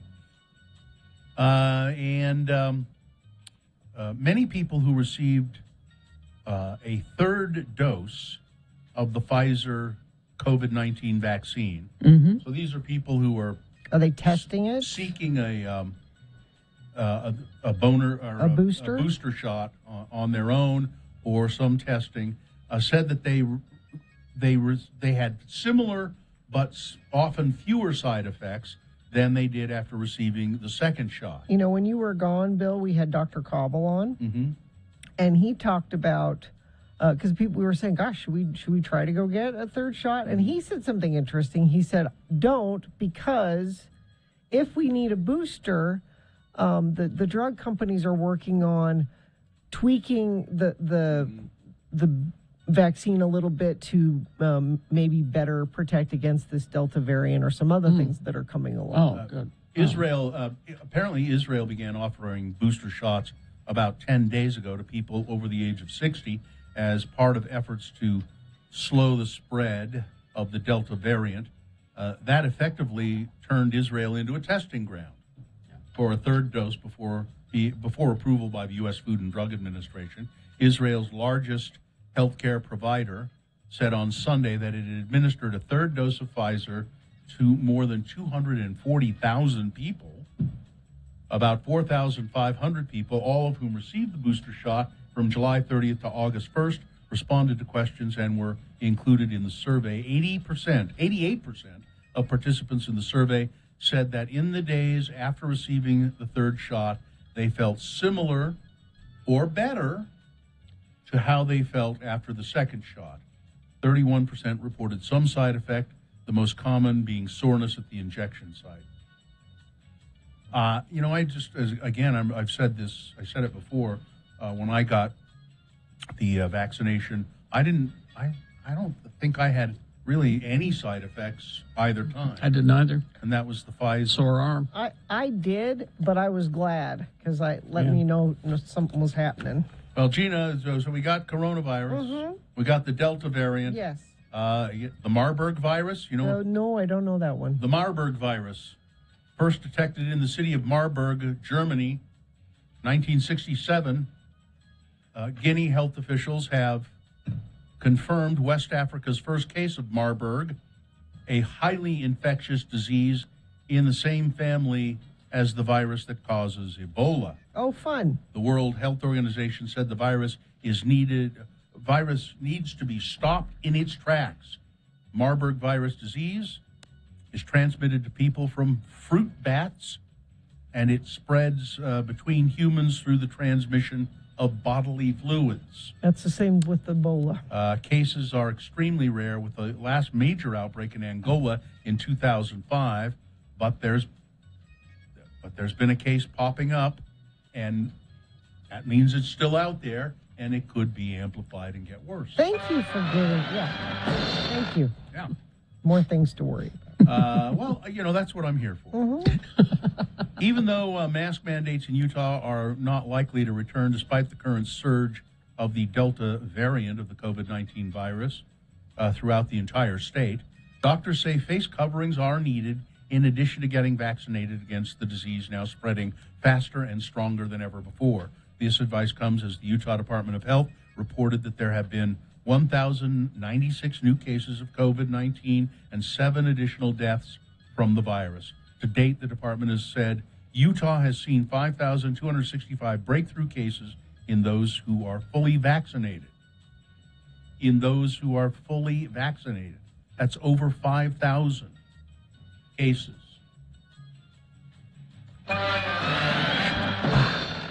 Okay. And you've got another minute. Okay, well, how about, let's try. 8 people are missing as the Dixie Fire rages in California, now the second largest recorded in the state's history, days after the blaze destroyed a historic gold rush town and forced the evacuation of thousands of people. State fire officials say the massive wildfire has grown to almost 500,000 acres. It is 21% contained. And it looks as though Andrew Cuomo. Oh. His father was governor, Mario. Okay. Andrew Cuomo. An impeachment committee expects to finish reviewing evidence within the next several weeks. I can't imagine that they won't impeach him. And Guy Fieri has introduced something called the apple pie hot dog. Ugh. Well, I'm not going to say no yet. I am. I'm saying no. Listen to the ingredients. Let me hear the process. An unlikely marriage of 2 American favorites. It's a starting lineup of 1 juicy beef hot dog, smothered in bacon jam. Okay. Enveloped in a flaky pie crust, and then topped with an apple mustard drizzle, Demerara sugar, and apple pie spice. I would try this. On Thursday, fans at the much-anticipated cornfield game will be the first Murderer's Row to sample the Food Network host's concoction. For those looking to take a bit of a taste of it, Fieri says, get your bacon nice and crispy, then cook it down with a little brown sugar to make a jam. It's a little brown sugar, honey, and apple cider vinegar. It makes a jam. Then you put it around, and then you put it in a pie crust kind of thing. I don't know. That sounds pretty good, and I hate to give Guy Fieri any props at all for anything, but it sounds pretty good. And when you see a picture of it, did we have a picture of it? I didn't see. I don't think we did. X96.com/live if we did. It looks really good. I'd give it a try. Yeah. All right, that's it. Weather, traffic. So we're still smoky. You could feel it when you breathe. Should be that way for another day or two. Looks like maybe Thursday that'll start to clear out. But you are dealing with it today, 90 for a high. Traffic, thanks to all the friends of the program letting us know what's going on in Riverdale. They said that it's still causing much slowage through that area. Parking lot near the Roy exit northbound I-15. Looks like they're ready to clear out the accident. They said that tow trucks are on the scene many of you were there, so thank you for sending in those updates at 33986. When that clears up, let us know that too, because UDOT sometimes does not let us know things as soon as they happen. But you can. You're out there. Looks like that's it. That's traffic. For a limited time, get a professional AC tune-up or AC diagnostic service for only $39 with Scott Hale Plumbing, Heating, and Air. Call 801-264-HALE. All right, here's boner candidate. Excuse me.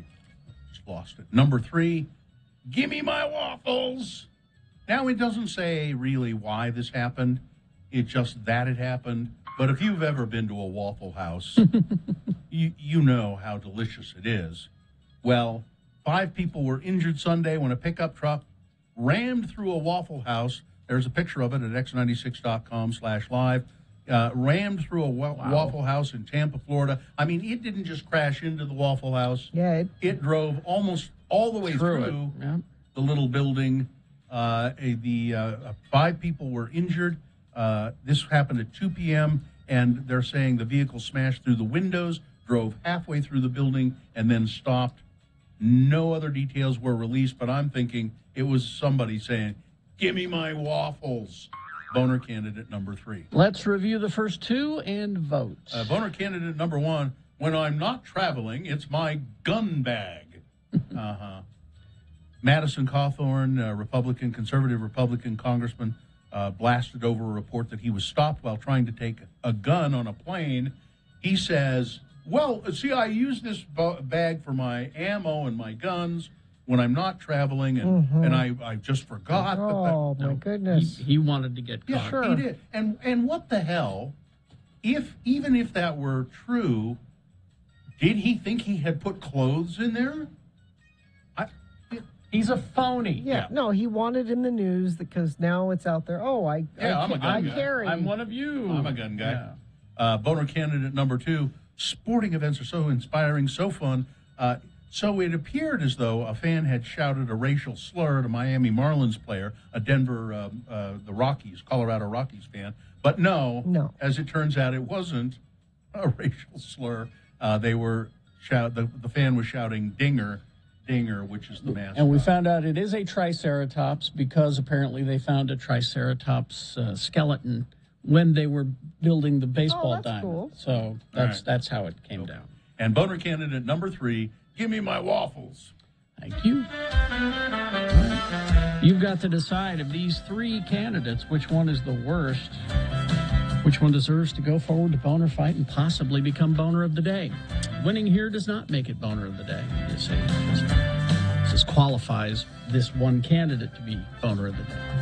Round 2 comes up at 8:20. We do this again with 3 more candidates. We get another winner there. And we take both winners and we put them against each other at 9:20 this morning. That's when Boner Fight happens. You will decide Boner of the Day with your vote at that time. Right now it's time for round 1. Send one of these 3 forward, 1, 2, or 3. Remember your candidate number, the one that you think should win. Put that single digit in the message of a text, and then text that to 33986. That's one way to vote.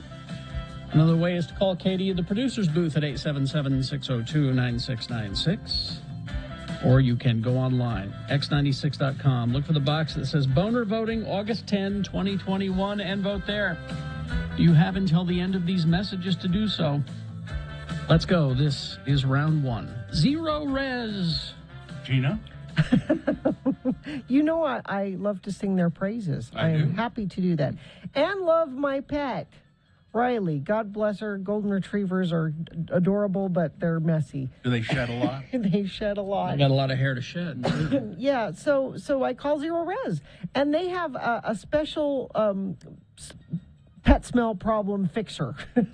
Is that what they call it? Yeah, well, they call it the Zero Res pet treatment process. It's designed to remove odors, not just cover them up. They're not just going to put perfumes on them. They don't use that kind of stuff.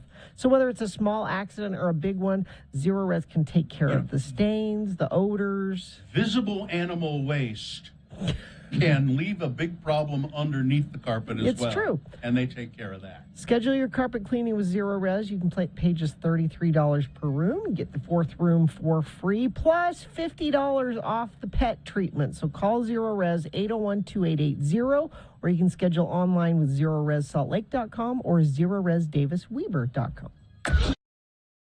I find this on my desk when I come in this morning. This leaves a bad taste in my mouth as well. Well, it says it's a postcard. Greetings from fabulous Moab, Utah. Fabulous. And it's a postcard from the Poison Spider bicycle shop. It's a well-known bicycle shop down in Moab.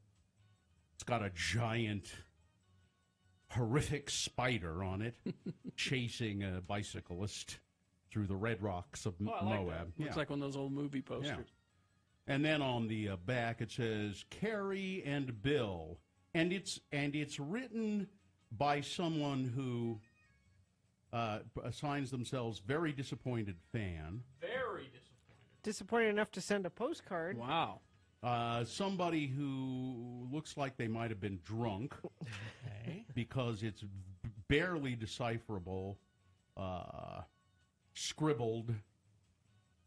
Carrie and Bill, although you are entertaining, why do you disrespect and bully Gina Barberi on your show? She is the voice of reason. Voice of reason? Did you hear that? You're now the voice of reason. It's my dad's thing. Intelligent and kind. I guess this is kindness. Kindness? Kindness. It's. I like it when drunk people stick up for me. Yay. You both behave like jackanapes. Jackanapes, please. Misogynistic. Oh, misogynists.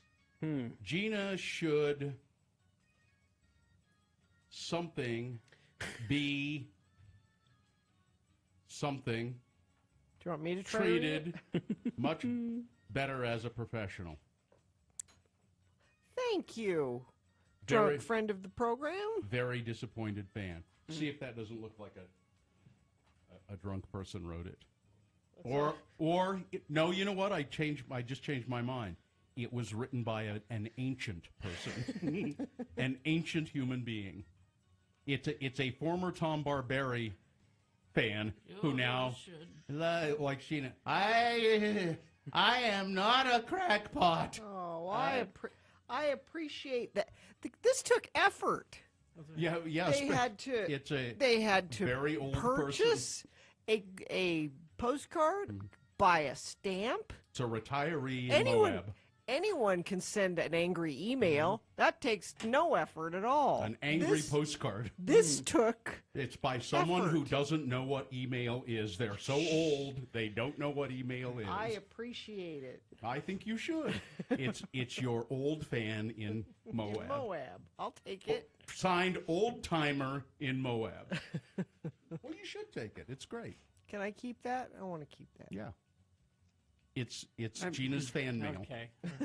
What? She gets it from prison and prison I'll mail. take the fans I can get. And You go to a show with the fans that you have, Ben not Marsh. the fans that you want. Ben Marsh and the old timer in Moab. I got me a free postcard out of the Poison Spider bicycle shop, and I'm sending this to those misogynists. Another thing, I am very happy with this. You should be. I will tweet out a picture of my fan. Said, oh, Gina had a couple of glasses of wine and fired off some postcards, huh? Right. Yeah, how do we know that didn't come from Moab?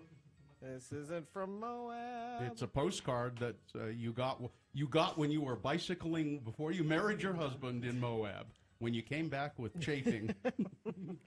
That was just after I got married. Remember, I was pregnant and I didn't know. were. Oh, yeah. Mm-hmm. That's right. That's right. You were trying to impress your husband. Yes. The one and only time you went biking with your husband. That was it. Do I recall? You got a new bike. You bought a bike. Yep. And that was the only time you rode that bike. Yeah. It doesn't. It's too big for me. Is it still?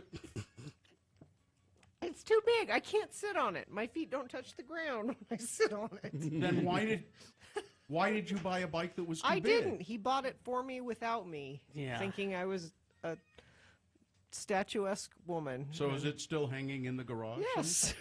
Just another. Just waiting for his second wife? Yes. Just one more bit of evidence that he has no idea who you are. Excuse me. Still His waiting. third- yeah. It's hanging there waiting for his third wife. I'm yeah. sorry, his third wife.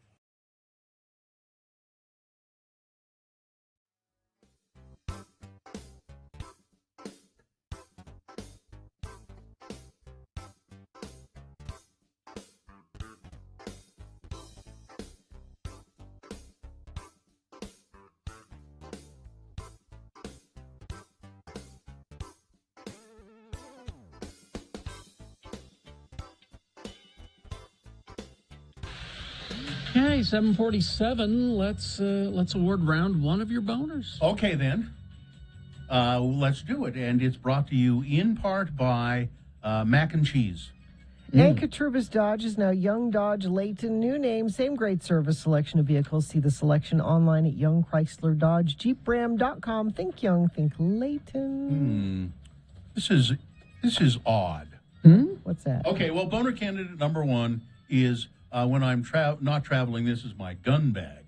Madison Cawthorn saying that, listen, I wasn't trying to sneak a gun on a plane.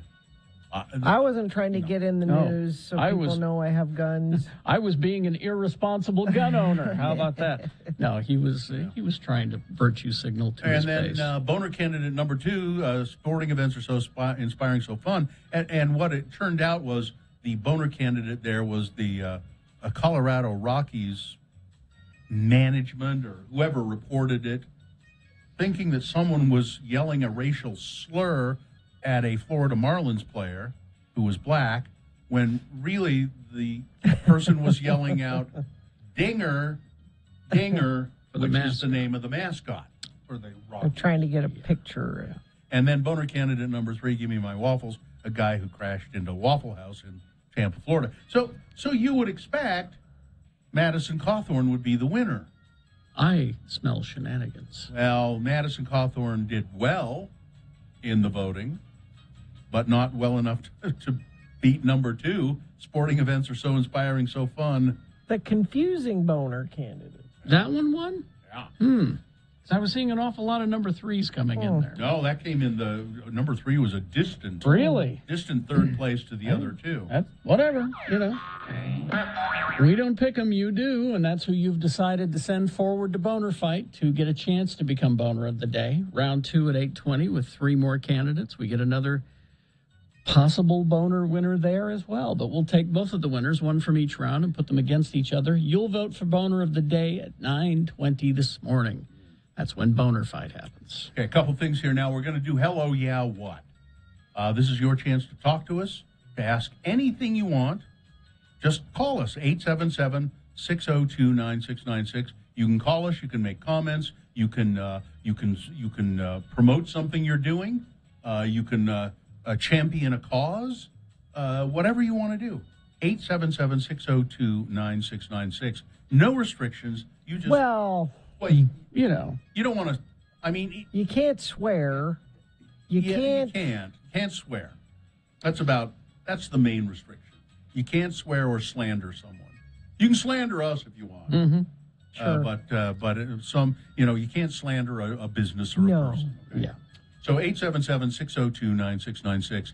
That's the number to call for Hello, Yeah, What? And we'll wait for your phone calls if you want to do it. But in the meantime, I have a piece of hate mail. Did it come to us at hatemail@x96.com? I believe so. Oh. Really? Yeah. That means we can use our new jingles. Hate mail. We all love to get hate mail. Hate mail. It's Hate Mail with Radio from Hell. Now, so you can send us hate mail at x96.com. And what a great opportunity to express your loathing, your absolute disgust with this radio show. Sure. And somebody did this. It's hate mail, but it's wishy-washy hate mail. Well, I mean, Well, let's hear it. All right. Okay. Let's It says, before I judge. no doubt this will end up in the don't tell us how to do our job file. But Okay. the radio from... Okay, so you think, this is going to be good. This is going to be All right. The Radio from Hell show does an exemplary job trying to further science. Well, at least reminding us that science is real. Yes. But one way to reinforce critical thinking would be to say, between news items or boner candidates, things like, the math is pretty simple, or the physics is well understood, or you learned that in elementary school, or you already knew that because... And that's from Martin. Martin, I'm not sure in what. Ogden. Is it my florist? Is it Martin the That's florist? probably my florist. Martin Nunzert. Martin Nunzert. That's it started out so strong as hate mail. So that, and it's not. And then it kind of. I've been looking forward to some really good hate mail. And No. I mean, we give you this opportunity. You're always saying that, that we should both sides this, And so we give you the opportunity to send us hate mail, and I'm still not what to do with this one. I'm still not sure. Well, let's go to the phones then for hello, yeah, what, shall we? I mean, that's something that I can believe in and get behind, I suppose. 877-602-9696. Hello, yeah, what? All right, let me get the phone interface up here. I feel bad. We got those nice jingles and everything. And, I know. And y'all aren't using the hate mail properly. Get on that, would you? Maybe you have friends who haven't listened to the show for so long because they hate it. You can tell them they have a thing now. You can send that in. Yeah. Okay. Hate mail at x96.com. All right, well, okay. Let's go to Richard. Hello, yeah, what? Hi, Richard. Good morning, Richard. Good morning. What can we do for you? I hear you guys will approve baby names. My wife is pregnant. Yeah. We urge you to run names you are considering for your newborn by us, because so many times people make tragic mistakes when they name their children. So what names are you considering for this child? Well, I have a feeling that Carrie will at least be a fan. We want to go with Elwood. Elwood. You know, I'm kind of in that camp. That would be okay. Elwood would be the only Elwood in their class. That's true. It has that benefit. Very old-fashioned name. It's unique. Yeah. I kind of like it, actually. What's the last name? Marsh. Elwood Marsh. That's a good name. Is your wife in agreement with this? She is. Well, I conceded her the middle name. Her initials are Mac, and so we're going to go with Elwood Mac. I like it. E-M. What's the last name again? M. Marsh, yeah. I like it. I think you're on safe ground. I think you get the Radio from Hell approval. I predict that he will spend most of his kidhood going by Mac. But when he gets older, he'll embrace Elwood. That's a great name. Yeah. And Lil Elwood. I like it. I had a mouse named Elwood. Oh. There you go. All right, Richard. Well, thanks. and unbeknownst to me, totally unplanned, my best friend from high school last week had a kid and named it Jake. Jake and Elwood.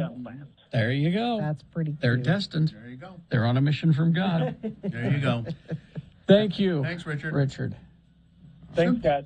Hello, yeah, what? 877-602-9696. See how easy it is? All right, we got Joe on the line and two lines open, 877-602-9696. If you don't call in, we're going to talk about celebrity showering. Yeah. And I don't think you want that. No. But we'll do it to punish you for not participating. Hello, yeah, what? Showering. Oh, we'll do it. Yeah, because we don't really care about entertaining you at all. No, that's what I'm saying. It's up to you to call in. Hello, yeah, what? 877-602-9696. Stand by. ShamrockPlumbing.net. Well, if you got any plumbing problems, these are the people to turn to. We're talking showering. You want to make sure. I've had Shamrock Plumbing come to my house and put a new shower head in my shower. They do residential. They do commercial.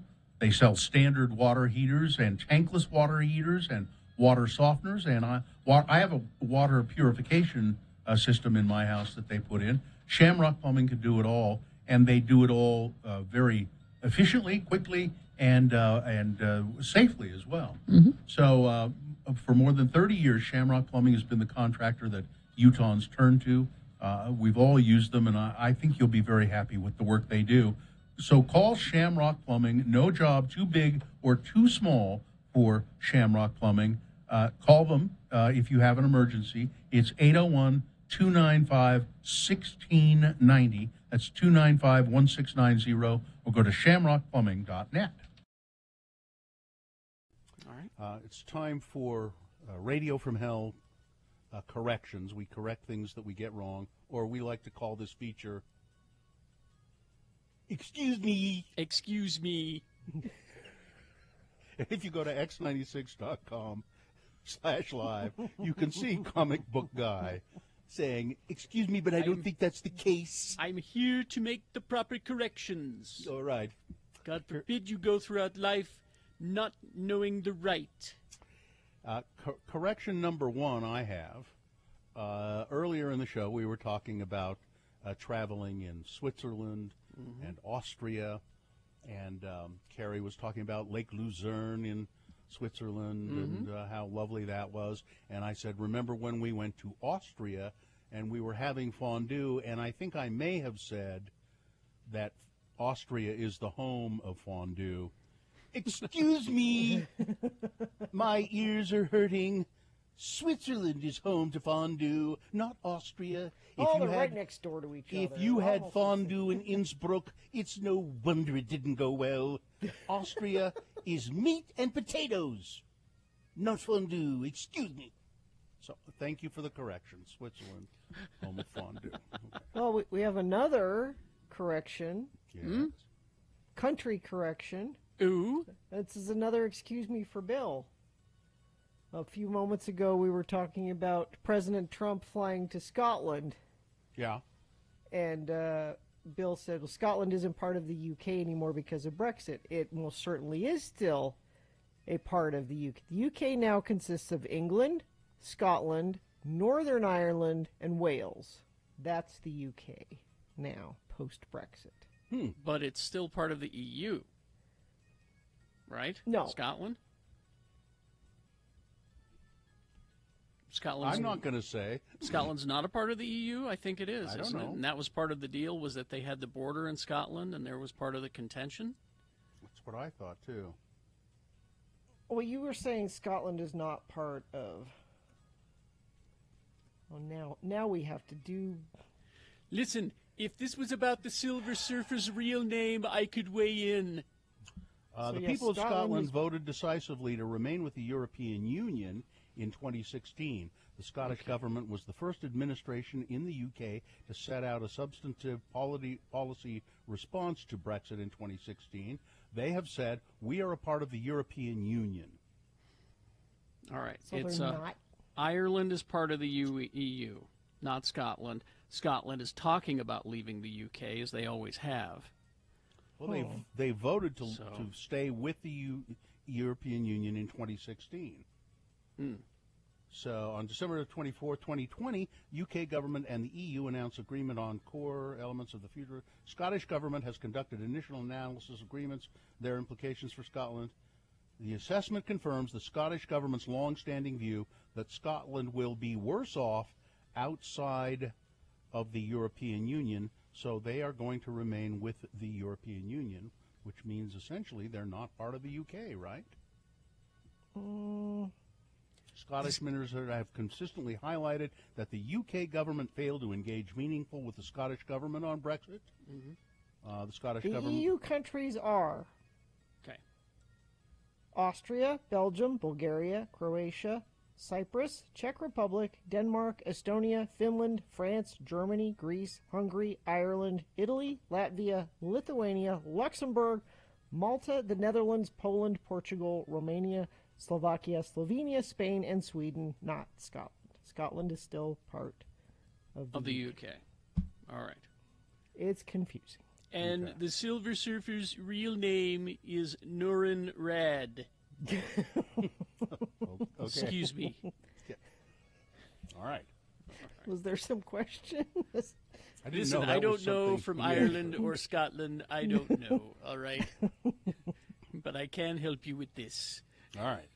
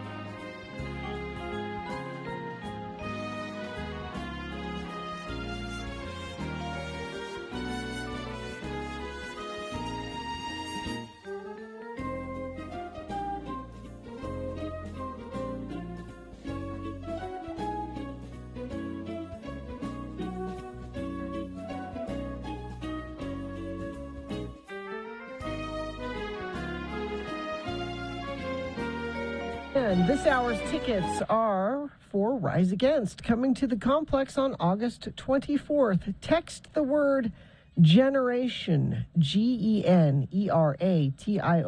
Generation to 33986 now for your chance to win. Well, that was easy. Yeah. Okay. Mm-hmm. How about hello, yeah, what? Well, that's also easy. Yeah. It's brought to you by, for a limited time, get a professional AC tune-up or AC diagnostic service for only $39 with Scott Hale Plumbing, Heating, and Air. Call 801-264-HALE. Hello, yeah, what? All right, let's go to Joe. Hello, yeah, what? Morning, Joe. Yeah, hey, good morning. I wanted to promote my new website, but I don't want to complain about you guys. So, Joe, what kind of website is this? So this is for it's for career training, and it's actually called career.training. How is that not taken already? Yeah. I don't know. Like these new right of the dot domains are just kind of like taking hold. Yeah. And we got a hold of it when they released it. What's the name? You say do you have a company? What's the name of your company? It's called career.training. Oh, well, there you go. Convenient. Yeah. So is it career.training? That's it. No, that's it. Nothing. You That's don't what need he's saying is. Oh. Well, and did you go there, Gina? I did. And? Well, Walmart truck drivers are among the best compensated in the industry, it says here. Okay. It's just. So is it? There's things like that you didn't know, and so if you have any listeners that have career insights for people, we would love to for them. Just go to our contribute link down at the bottom. Okay. Let us know whether it's truck driver jobs or how I can make a living playing tennis, whatever it is. Okay. Well. All right. Well, there you go. You see, there you go. Hello, yeah, what? Joe just got free publicity for his website. There. See you later, Joe. Thanks, guys. Bye-bye. All right. Let's go to Haley. Hello, yeah, what? Hi, Haley. Hi, Haley. Hey, guys. Hi. All right. So I'm a long-time listener. Been listening for most of my life. Thank you. I know you guys have good opinions and are a good source for advice. Okay. And I appreciated your help with Elmwood.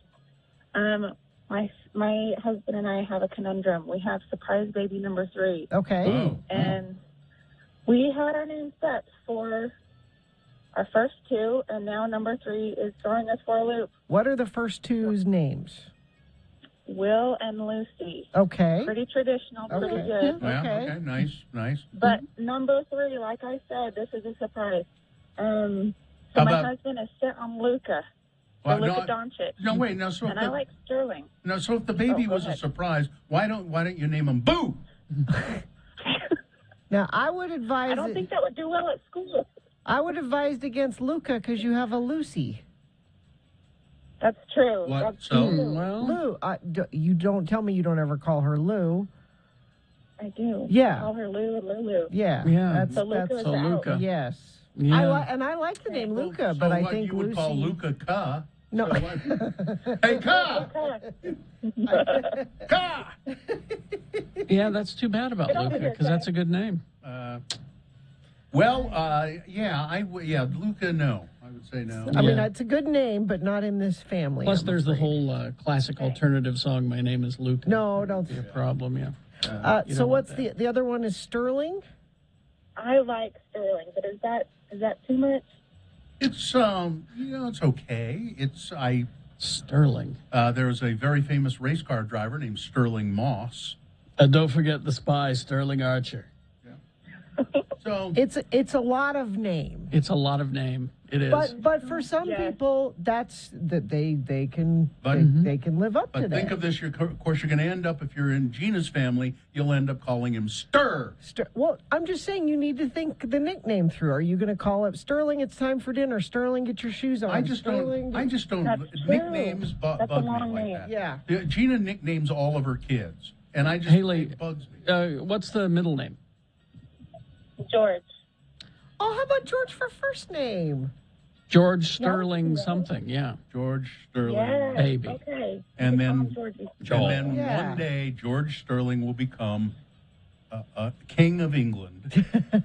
I Dog. think George is the way to go. All right? Jaw. Okay, perfect. All right. I like it. Thank you, guys. I knew you could help. Congratulations. Let's go to. Hello, yeah, what? Let's see. It looks like it's Bradshaw. Okay, Hello, Bradshaw. yeah, what? Hi, Bradshaw. What's your random question, Bradshaw? Good morning. So you're coming up on what, 7,500 shows total? Oh, we've no, passed we're past that. Yeah, we're more to 800, 8,000. Yeah, we're coming up on 8,000. We got to figure that out. We missed the celebration. Well, while you're figuring that out, how many times have you said boner on the air? Oh, boy. Don't do that. Ooh. Don't do that. Well, my mind is a terrible place to be, so it's just random. I don't want to know how many times. You see, here's a little insight into it. The Boner of the Day feature is something that we would have abandoned long ago if we could have. But it's too much a part of what It has become its own thing. It is like a living, breathing entity. It survives without us outside of our womb. It will continue. It will continue on even when we're not here. Yeah. And it multiplied itself, times two. So That's true. it's out of the box. Yeah. Yeah. All right, I Bradshaw. like my head. So Thank you, Bradshaw. thanks, guys. Thanks for making us think of that. We'll see you. Let's go to Hello, yeah, what? Linda. Hello, Linda. Hello, yeah, what? Hello. Hi. Hi. So you guys have puppies, Yes. dogs, Yes. little four-legged members of the family. Yes. I have I cats. I just got my very first puppy. I've never had a dog before. Oh. Okay. It's harder than everybody Yeah. It says. is. Does it get easier? Yes. It's no fun. Puppies are like babies. Yeah. Oh my God! I should have had another kid. They are, but the best thing you can do is start some training as soon as possible because a well-trained dog is a pleasure to have. Is Yes. not a problem. We have our friend Jen that we use for training. Mm-hmm. She's positively 5-star training. Pause. PAWS. And she's and I'm telling you, because a dog that you don't train is a pain in the ass forever. And it's not a happy dog. And it's not, no. But a well-trained dog is. So I would get a hold of. So this is going to cost you more money. Well, but down it's the- worth it. It's worth it. Or if you don't want to pay for train, there's plenty of websites and books and things you Plenty can of go them, to. yeah. And it's just like kids that you have to be consistent. Mm-hmm. You have to work with them wait a every minute. day. Is that how I fouled up? Yes. But I promise you, if you work with your and I know they're hard. They're like, oh my God, I don't sleep. They have accidents. What am I going to do? One of the best things that can happen if you have a puppy is a very securely fenced-in yard and doggy doors. Those are the two things that I recommend. Then you can just ignore them. Because then they can go out and do their thing and come back in. If you need to teach them, huh? The problem is when he goes outside, he's a digger. Yeah. I don't have any holes in the yard. Uh-oh. What breed is he? He's a Brittany. Yeah, they're a digger. Jen has some videos on her Facebook page. Yeah. So you can go there. But that needs to be corrected, that behavior. He'll start digging under the fence and escaping. Yes. But this is fixable, and you can have a wonderful pet if you work. Now, here's the thing about cats. You don't have most of these problems. No. Once you teach them to go into the litter box, that's pretty much it. Yep. They're good. Yep. Yeah, but they're a cat. But I like kitties. Cats are wonderful. I like them. All right, anyway. Hey, out of your mouth. Well, or you could go with the digging and use Hello? Yeah, what? use the puppy to help you search for gold. Oh yeah. All right, Out of your Linda. mouth. Yeah. Well, okay. You gotta get them It trained. gets Start easier, now. yeah. Start early, and then the rest of the dog's life will be a breeze. Got any treasure you need dug up though? He's your animal. All right. All Good right. luck with that. We'll see you. Thank you very much. Well, okay. Let's see. Crash westbound 27th North, 1400 West. This is in Far West. The left lane affected there. Crash south on I-15 7th South in Clearfield. The right shoulder just prior to the exit. And looks like that is it. If you see something you want to share with friends of the program, please send it in. Only if it's safe, though. 33986. If an emergency has you pulling over on the freeway this summer, move to the right, stay buckled, call 911. Summer safely driving tips brought to you by Zero Fatalities. Okay, here we go. Boners round 2. Thank you, Bradshaw. Boner candidate number 1. This whole story is suspicious. Number 2. This trick is always good to get you out of work. And number 3, my question is, are the bugs gone? Round 2 of your boners, big boy news, all coming up after these. BigOTires.com. Oh, it's the team you trust, and they've got their big anniversary sale going on. You can get up to $150 off their very own Big O brand tires, and that goes now through September 6th. The Big O tire stores are locally owned and operated. So find a Big O tire store near you, and then go in and say, "Happy anniversary, you guys!" And then ask them what number of anniversary it is, and then call us and tell us. Yeah, we're because not sure. It's not here. On our, but Big O, don't forget, Big O has the lowest price on every tire every single day. On brands that you know and trust, like Goodyear, Michelin, Cooper, Pirelli, and more. But the Big O brand tire, their house brand, is a very good tire. I put those on all my cars. And right now you can get up to $150 off on the Big O brand tire. So they are the team you trust. Find a store near you by going to the website BigOTires.com.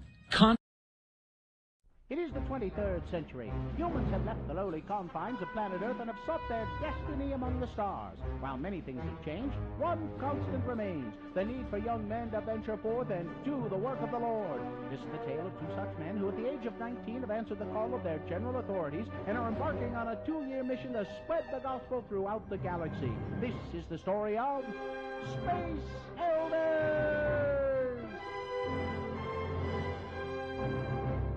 Today, we join our elders as they are about to encounter the Borg for the 2nd time. Man, these Borg ships sure are sparsely decorated and poorly lit. Well, I sure hope we get to spend more time with the Borg this time. I mean, last time we didn't even get to the first discussion. I am 5 of 7. I am here to show you the way. Hey, that's why we're here too. Hello, Mr. 5 of 7. We met your cousin 3 of 7 last time. I'm Elder Christiansen, and this is Elder Jensen. Hi. We represent the Church of Jesus Christ of Latter-day Saints. You know. The Mormons. Oh. Yes, your exploits are known throughout the collective. Hey, Lehigh, we're famous, huh? All Borg are one. Whatever one experiences becomes available to all. Well, that would speed up fast and testimony meetings. Say, where are you taking us? To her chambers. She is expecting you. I don't like the sound of that. Welcome, elders. I have been anticipating your arrival. Hi, ma'am. I'm Lehigh, and he's Butch. Hi. I have wonderful plans for you boys. Together we will rule over the perfect Borg galaxy. Well, I hope this can wait until after our mission is over. Ma'am, who exactly are you, and why do you have plans for us? I am the Borg. Well, I thought they were the Borg. They are, and I am. And once we assimilate you two, you will be Borg as well. Oh, I get it. He's a Borg, she's a Borg. Everywhere a Borg, old MacDonald had a Borg. Knock it off, Butch. We better come up with a plan quick or we're going to be assimilated. Okay, Ms. Borg, tell you what. I'll give you my new fender flares and the luggage rack off of Lehigh's bike, and we'll just be on our way. You will look cute in black rubber suits, and I have picked out some special prosthetic parts for each of you. Soon you'll be my lieutenants, my consorts, my special friends. Together we will assimilate the Federation, then the Romulans, then the Cardassians, and then whoever else we can find. And we will have fun doing it. Hook them to the assimilation. Hey, come on, let us go! Nothing like the assimilation of new young men to make one forget about how Locutus left me without saying goodbye. Something is wrong. The assimilation process has failed. They have already been assimilated by a stronger force than the Borg. Quick, shut down the machinery. The feedback could contaminate the collective.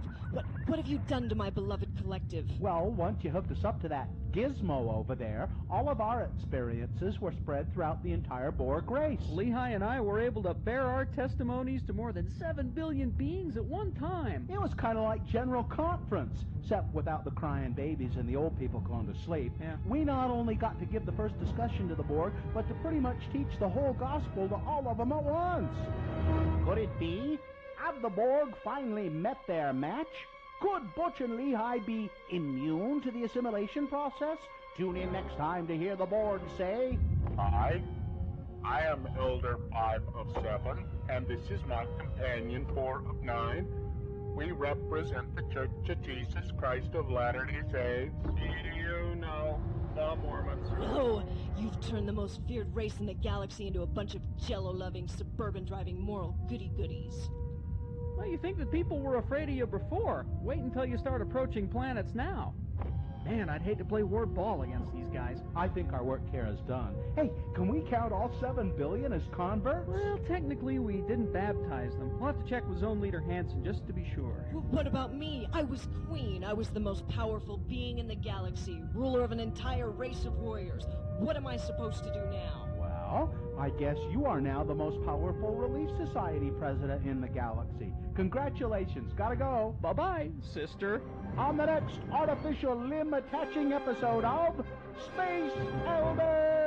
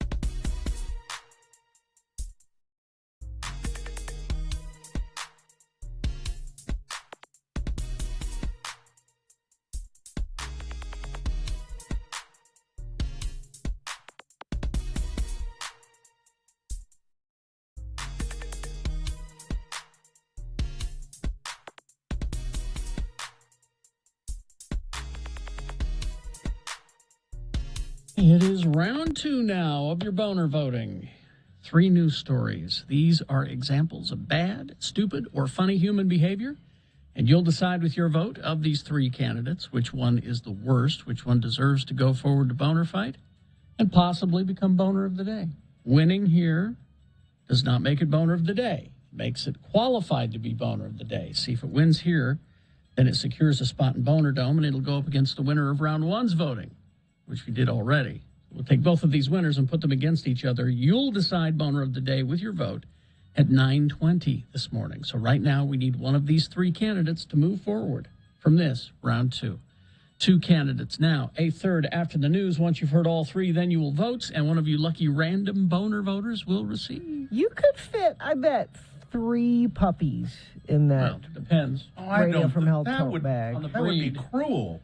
I bet you If could. it was Yorkies, you could do 6. That's true. That'd be cruel. You wouldn't No, want to they- do that. You don't want to put puppies in a No, bag. they like it. They stick their head out and look, and you take them to the store. No, you don't. No? Don't put puppies in a Okay. bag. All right.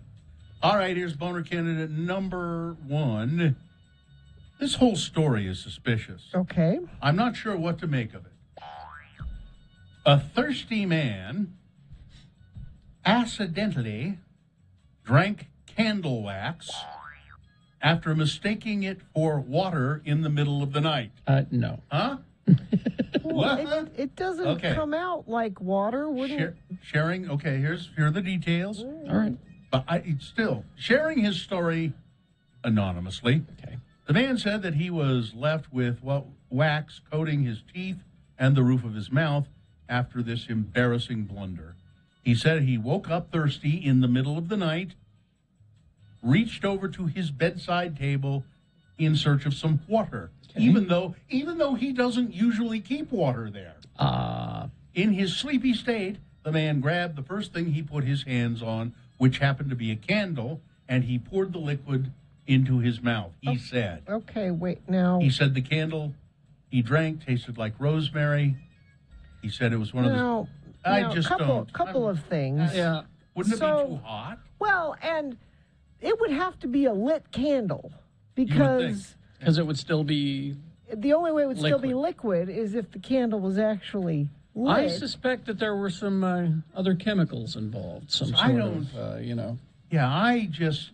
he was not sober. Unless he had one of those candle warmers. I didn't realize what it was until I had a mouthful of warm, sweet rosemary vanilla candle wax. Nope.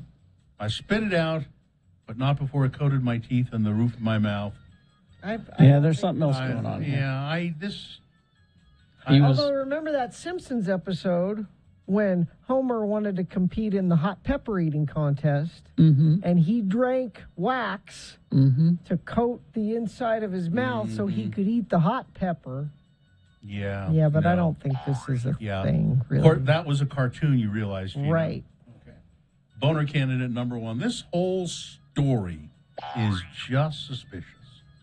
Here's boner candidate number 2. Oh, this trick is always good to get you out of work.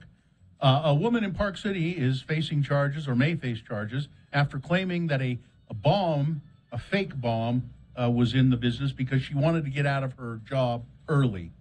According to the Summit County Sheriff's Office, the woman texted her father around 5 p.m. saying, "Call 911 bomb threat at my job." The father called police, who responded to the scene at the Park City outlets, up the outlet malls there. The assistant manager of the store came out to talk to the police about the threat and later admitted she contacted her father with a fake bomb threat because she wanted to leave work early. I think she's going to leave work permanently. Yes. You have all the time you want. No evacuations took place, nothing like that. But still, this trick is always good to get you out of work, isn't it? Boner candidate number 2. Coming up in a moment, boner candidate number 3. My question is, are the bugs gone? Boner candidate number 3 for round 2 coming up after this. Big Boy News and Opinioendo brought to you by... It's the coldest, driest, windiest place on Earth where weird and wild creatures thrive. Antarctica transports you to the farthest reaches of Earth and reveals that what happens there affects every single one of us. Now playing in Clark Planetarium's IMAX Theater.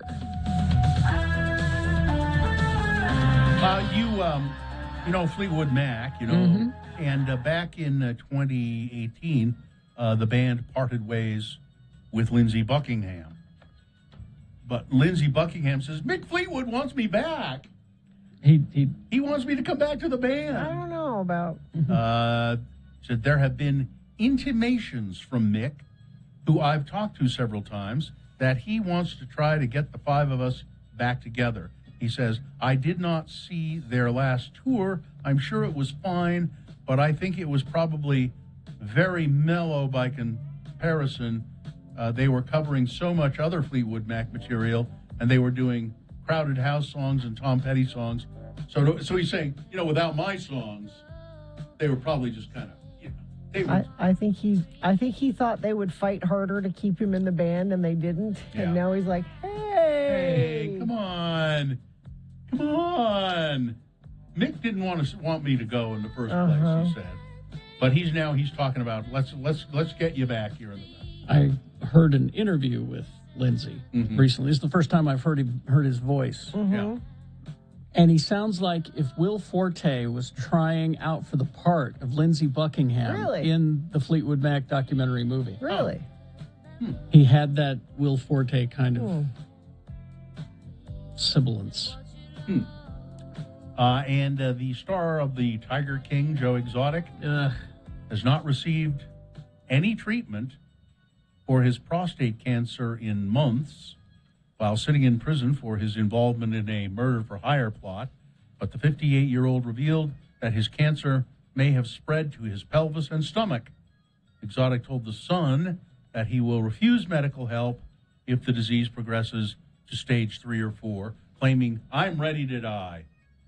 Exotic revealed in May that he was suffering from prostate cancer, but had not received treatment while doing time in the Fort Worth, Texas prison. And I think he says he's not receiving treatment because he refuses it. He's refusing. Oh, it's not that they won't give it to him. All right. So good luck. Go ahead. Have at it. You're a horrible person, so.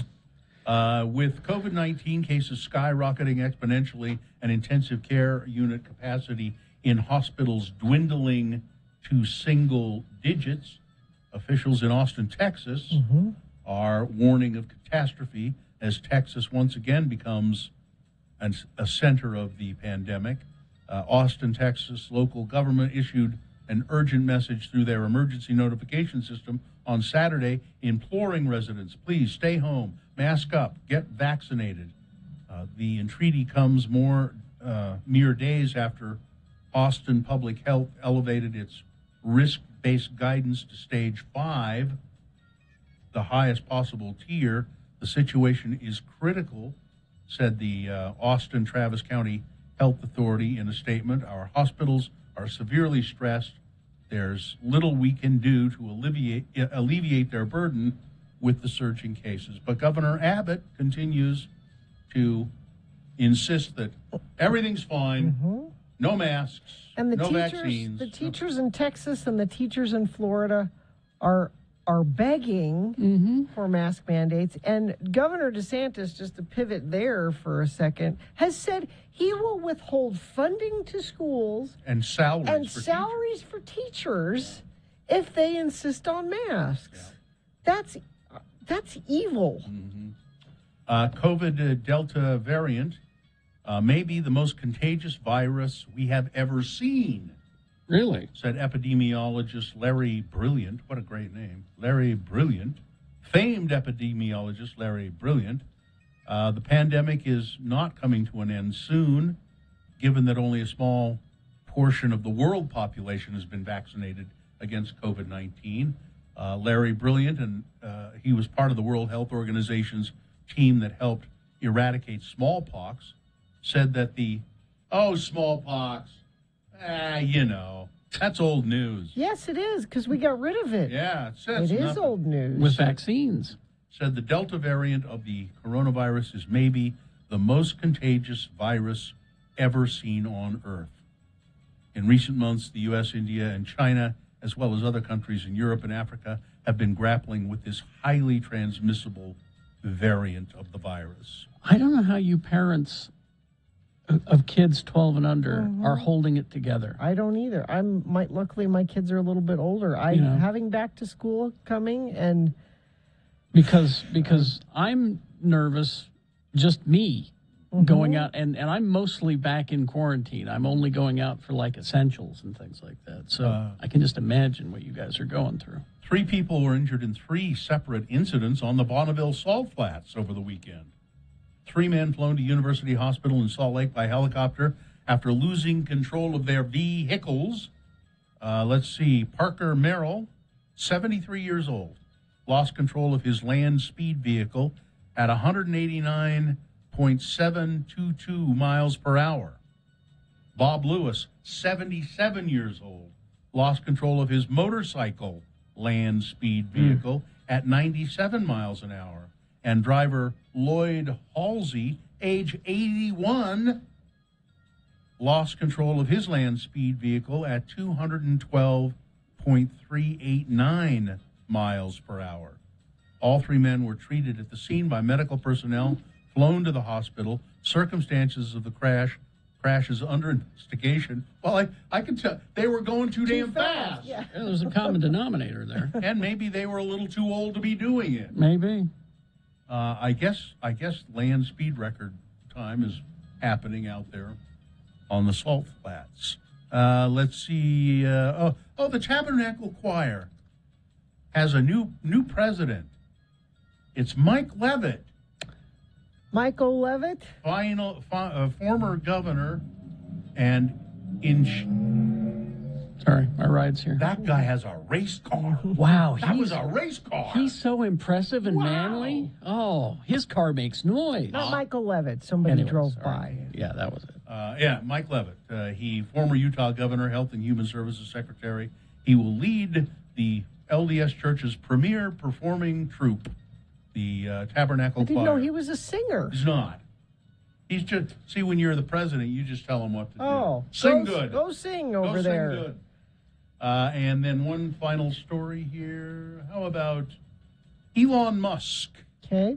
A couple of stories. They had a explosion in one of their Starship prototypes, test firing in Texas. And then Elon Musk, people are still talking about the fact, now he lives at the site in Texas in a $50,000 prefab tiny house. And if you get a chance, take a look at it. It's pretty interesting. It's from a company called Boxable, Boxabl, and they are creating tiny homes they can deliver to people on trucks, and they're actually pretty nice looking. But if you're interested in getting one, they're not that expensive either. But if you're interested in getting one, they have a 100,000 unit wait list. 100,000 people before you are waiting to get their Boxable home. But check them out. They're kind of an interesting company, Boxable. All right, that's it. Sports weather traffic. Well, in late July, the Washington football team coach, Ron Rivera, said he was beyond frustrated with his team's COVID-19 vaccination rate. Now, one of the reasons he's so frustrated is he's immunodeficient because he's a cancer survivor. This is the coach of the team, and the team's like, I don't know if I want to get vaccinated.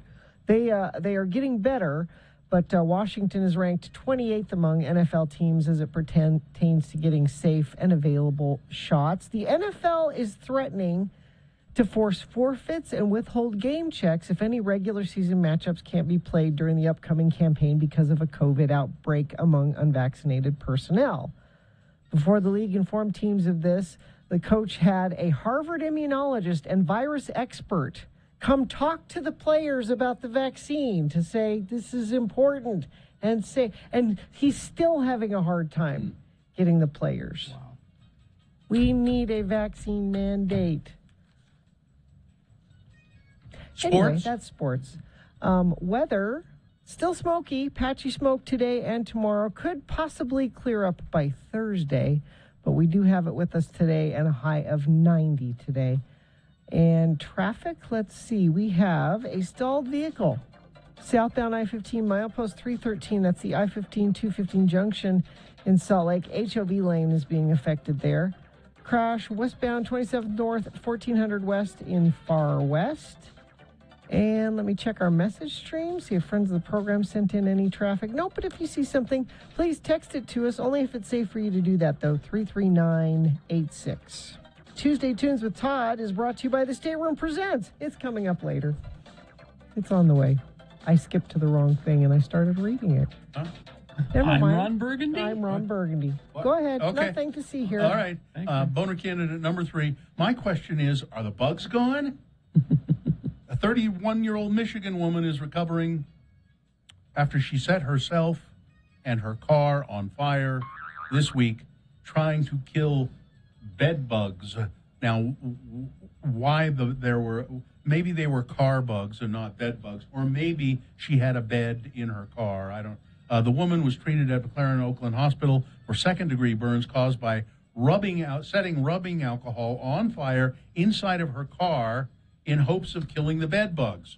The county sheriff's office responded to a call reported on Perry Street. When they arrived, deputies found the woman and discovered she had a panic attack after finding bed bugs, she said, in her car. In an effort to kill them, she poured rubbing alcohol in the car and set it on fire. That'll do it. The fire department assisted in putting out the...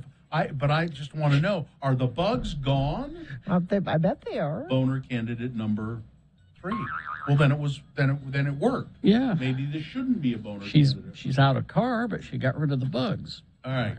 Let's review the first 2 and vote. Boner candidate number 1. This whole story is suspicious. A man claiming that he accidentally drank candle wax after mistaking it for water in the middle of the night. Boner candidate number 2. This trick is always good to get you out of work. It's a Park City employee up the outlet malls there claiming a fake bomb threat so that she could get out of work early.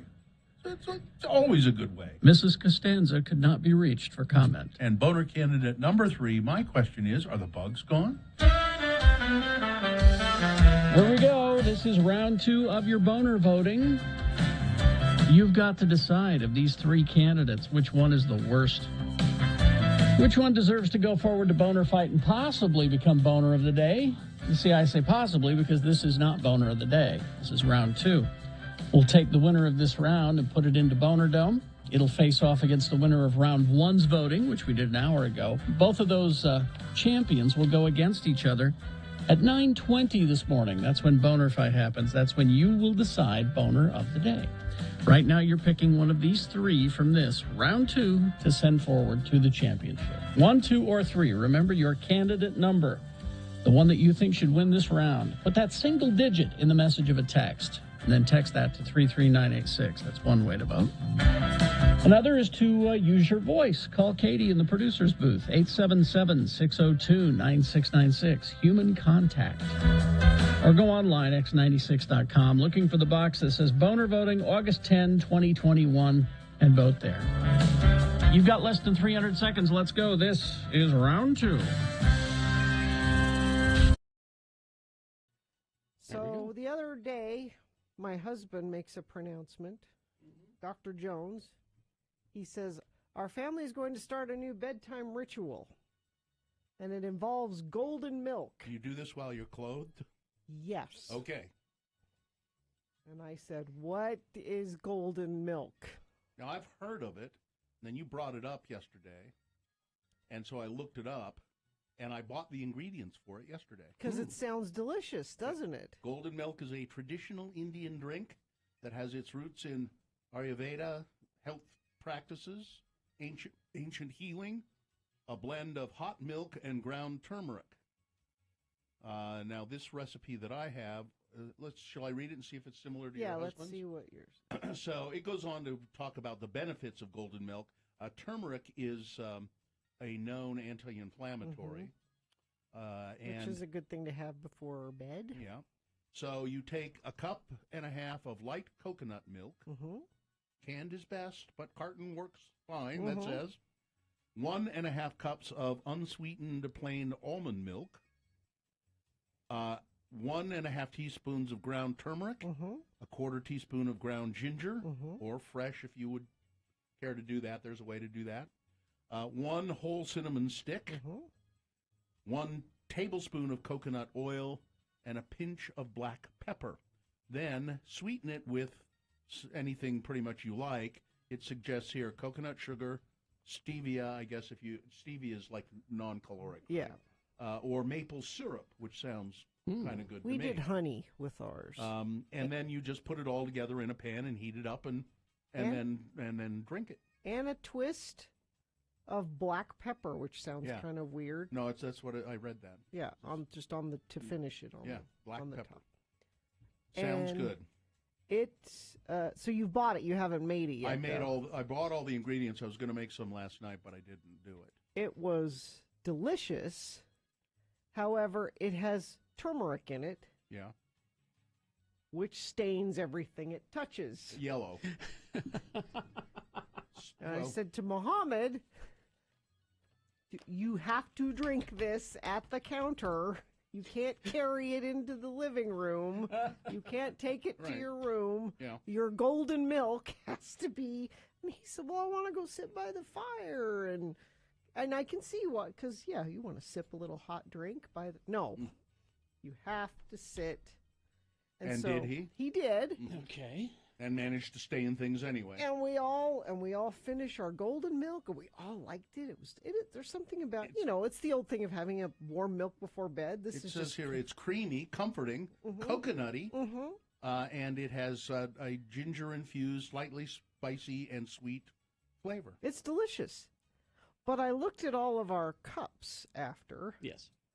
And they were all orange. You need to use black cups. And I said to the kids, if this becomes a nightly Jones family tradition, I'm going to have to supervise the drinking of it as well as the teeth brushing after it, because we're all going to end up with orange teeth if we're not careful. Here's what you need to do is make sure you drink it. Use the same cups every time, so it doesn't matter if they're stained. These are our turmeric golden milk. These are the golden bedtime. milk cups. Yeah, golden milk cups. Yeah, I can't wait to try it. I think I'll make some Indian food tonight and then have it after dinner. I think you'll love it. And it sounds great.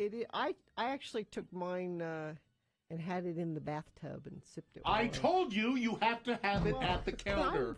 You cannot take it to the bathtub, as nice as that may be. Yeah. No, it was. I don't was understand lovely. why there's a double standard for parents and children, and there just shouldn't be. That's not fair. There shouldn't be? No.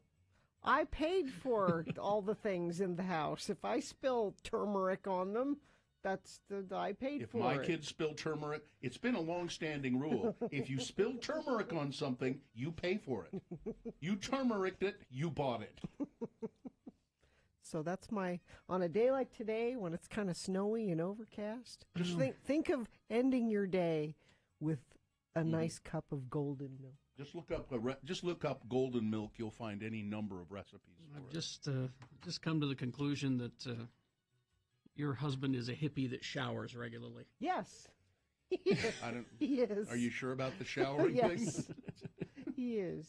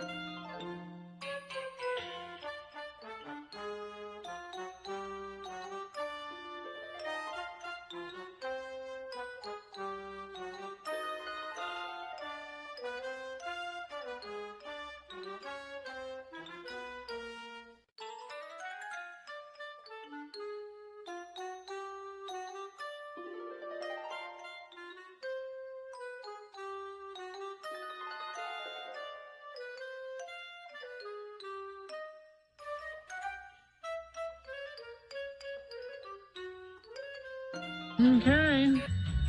It is time to award round 2 of your boners. And round 2 of the boner voting is brought to you in part by My House on Martha's Vineyard. Wow.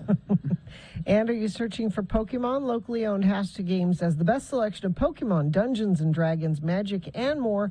Shop online at HasterGames.com or visit the store, 6831 South State. Curbside service is available. Boner candidate number 1. This whole story is suspicious.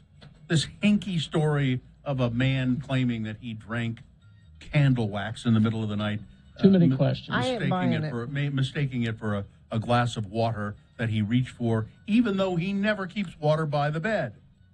Weird. Boner candidate number 2. Oh, this trick is always, always good for getting out of work. A young woman in Park City working at the outlet malls. She wanted to leave work early, so she called in a bomb threat. Or she called her dad and said, "There's a bomb somewhere here at the outlet. Better call the police." Dad did. There was no bomb. Yeah. Bomb threats always go well, don't they? Yeah. My guess is she's now, not only does she get to leave work early, she doesn't ever get to come back. Be my guest. And boner candidate number 3, my question is, are the bugs gone? Woman setting her car on fire because she claimed she saw bed bugs in her car. Bryce won a prize. Well, we gave away a tote bag. Yeah. And the winner was boner candidate number 2. This trick is always good to get you out of work. There you go. It's the winner of round 2. It now goes forward to boner fight. It might be boner of the day, depending on how well it does going up against the winner of round 1. Good candidate. So we'll see what happens at 9:20 when we put those 2 champions together, and that's when boner fight happens. That's when you will vote for and decide boner of the day. Utah word of the day now brought to you by... Did somebody say free? Free! Yeah, well, no, and Wendy's said it, too. This Friday and Saturday, get a free sausage or bacon, egg, and Swiss croissant. No purchase necessary. Breakfast hours only.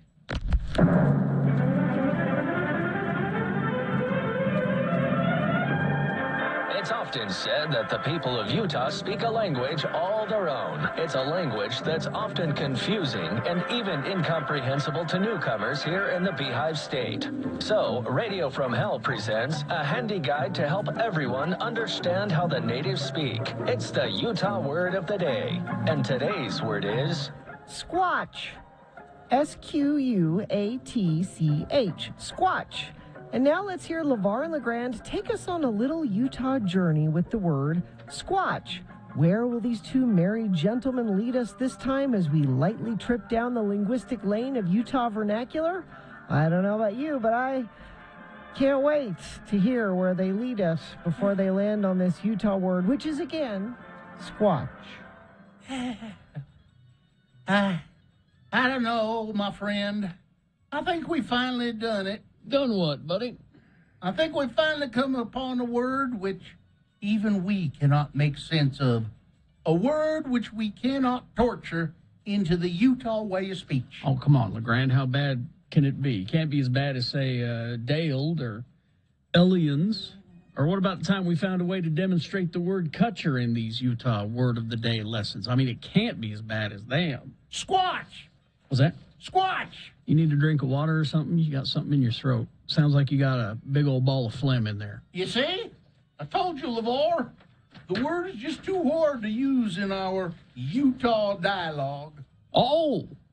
You mean that's the Utah word of the day? Squatch is the word. Well, for hell's sake, what are we supposed to do with that? I mean, we're good at this Utah word of the day stuff. We've done it a long time, but squatch? Yeah. Gee. I told you. I can't make nothing of it. Squatch.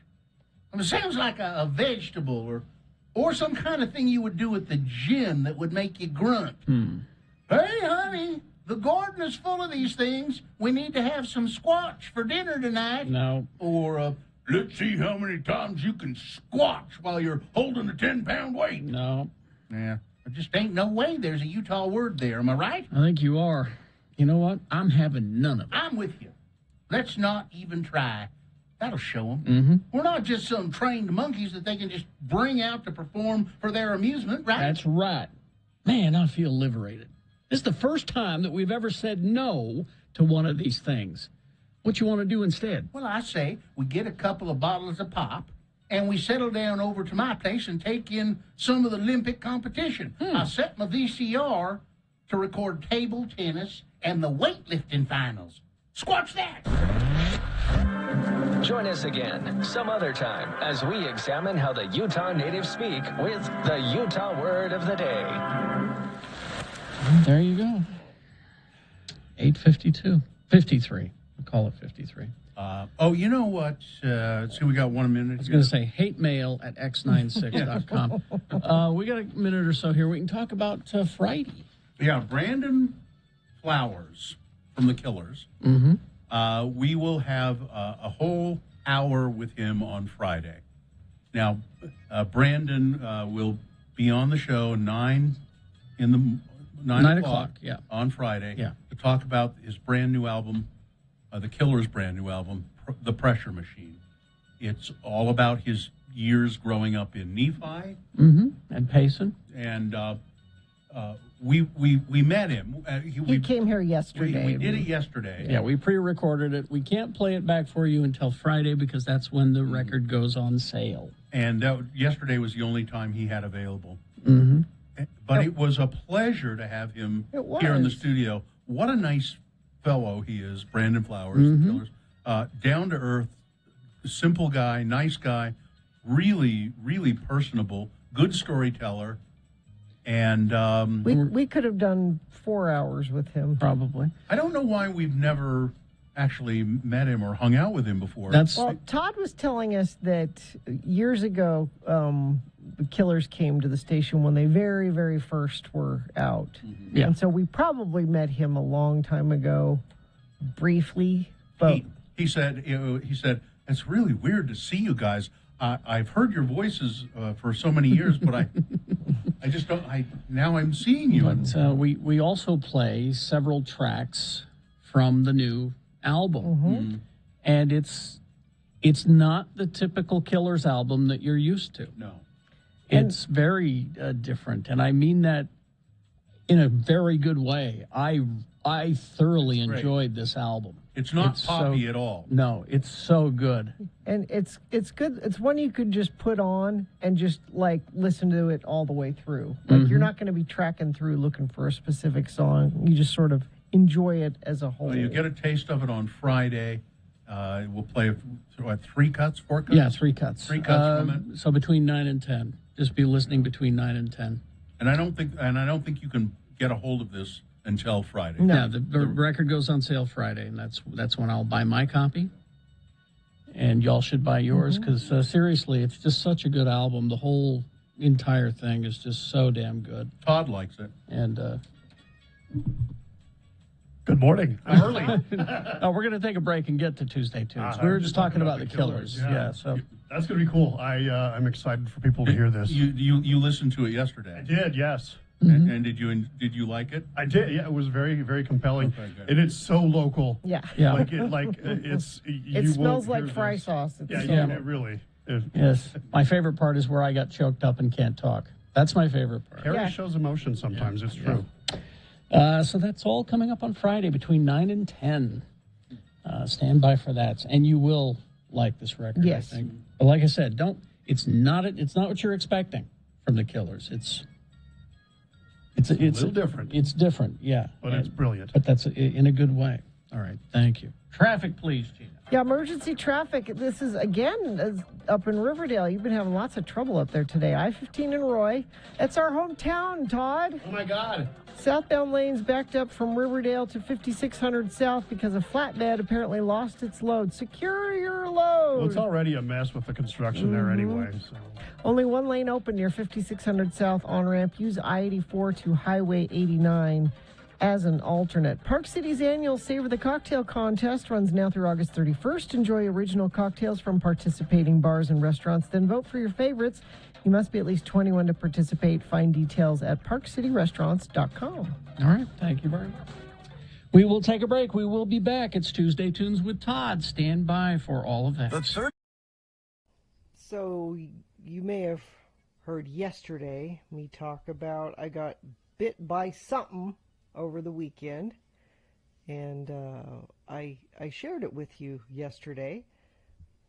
It was on your ankle. It was on my ankle, and I sent some pictures to Katie. I don't know if she can put those up, but if you follow me on Twitter at RFHGina, you can watch the progression of the injury. It got ugly. It got really ugly. Yeah, so yesterday it was like a little, I don't know. It's just a blister. A blister. And I actually showed it to our good friend Dr. Cobble, and he said, yeah, you should be all right. You could just, pop it, put some Neosporin on it, cover it with a bandage. You're probably all right, which I did. Yeah. I was brave. I got girl. hydrogen peroxide. I got Neosporin. I did the whole thing, and I covered it with a bandage, and I said, well, I'll check it later. But it hurt, like throbbing pain. Yeah, that's a bad sign. So a couple hours later, I took it off, and it had gotten much worse, which I posted a picture of that on my Twitter as well. And it was oozy and a weird color, and it hurt. And so after much discussion and tweeting about it, because that's what you should really do, is tweet about it. I talked to my husband about it, and he said, I think you probably should go to the Instacare.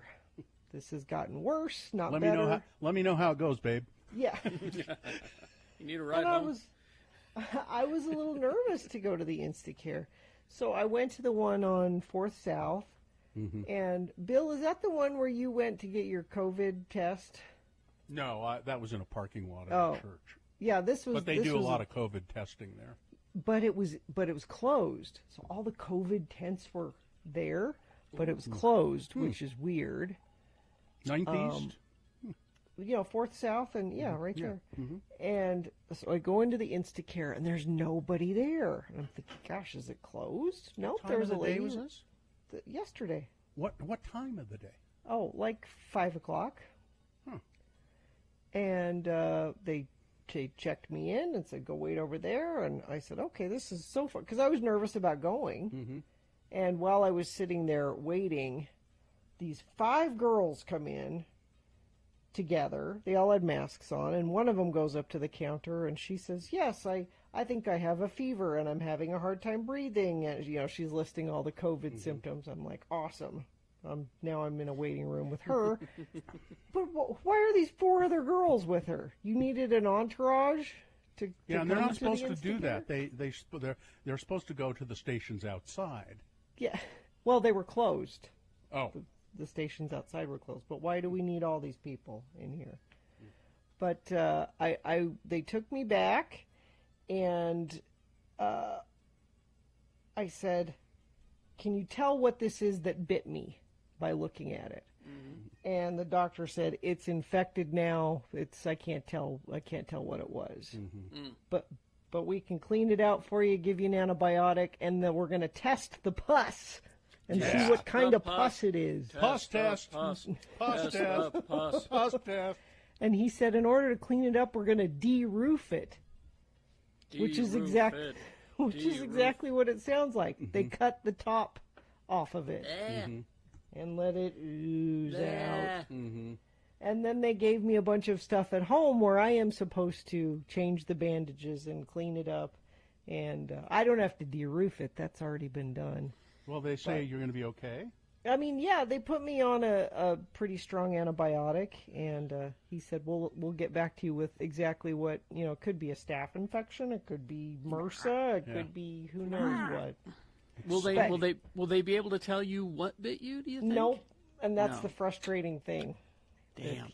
He says that's the big question. I'm looking here. It says de-roof. The definition of de-roof is to remove the top from a building. So I don't. That's how big the pustule got. It was the size of a building. It also means to remove tissue from a wound. It did look big, and it did look ooey gooey. It was so gross. It was dripping at one point. I thought I saw. Yep. Yeah. Oh, here's the question. If you're taking the antibiotic, can you have wine? Are you saying you there's ask? a chance I can't have wine? Yeah, there's a Of chance course, that because sometimes they say with some medications. Oh, man. That's just those doctors that don't want you to drink. Yeah. I mean, I didn't last night. Well, because I'm taking so much. It's 3 of these antibiotics 3 times a day. And I'm thinking maybe on alcohol that won't taste so hot. I think you better check, yeah. See, now, I don't get what de-roof, but when they say they're going to debride a wound, it's the same thing. Remove unhealthy tissue from a wound. I don't know. I was de-roofed. That's all I know. Ask your doctor or construction worker. Would you like to be debrided or de-roofed? All right.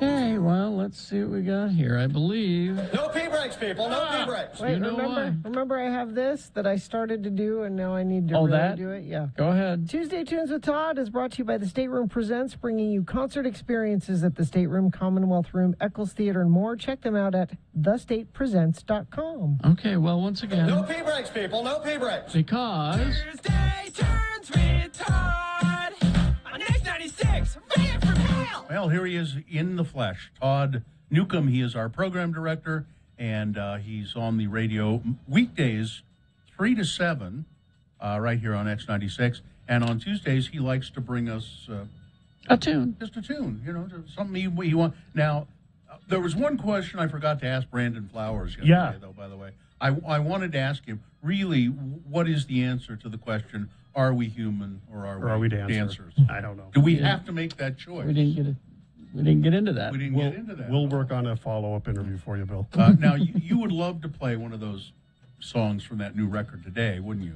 Right, but it doesn't come out till Friday, so we have to wait. We're not allowed. I guess his dad hasn't even heard it, and one of the songs is about his dad. Yeah, please give his dad a chance to hear it first. Yeah.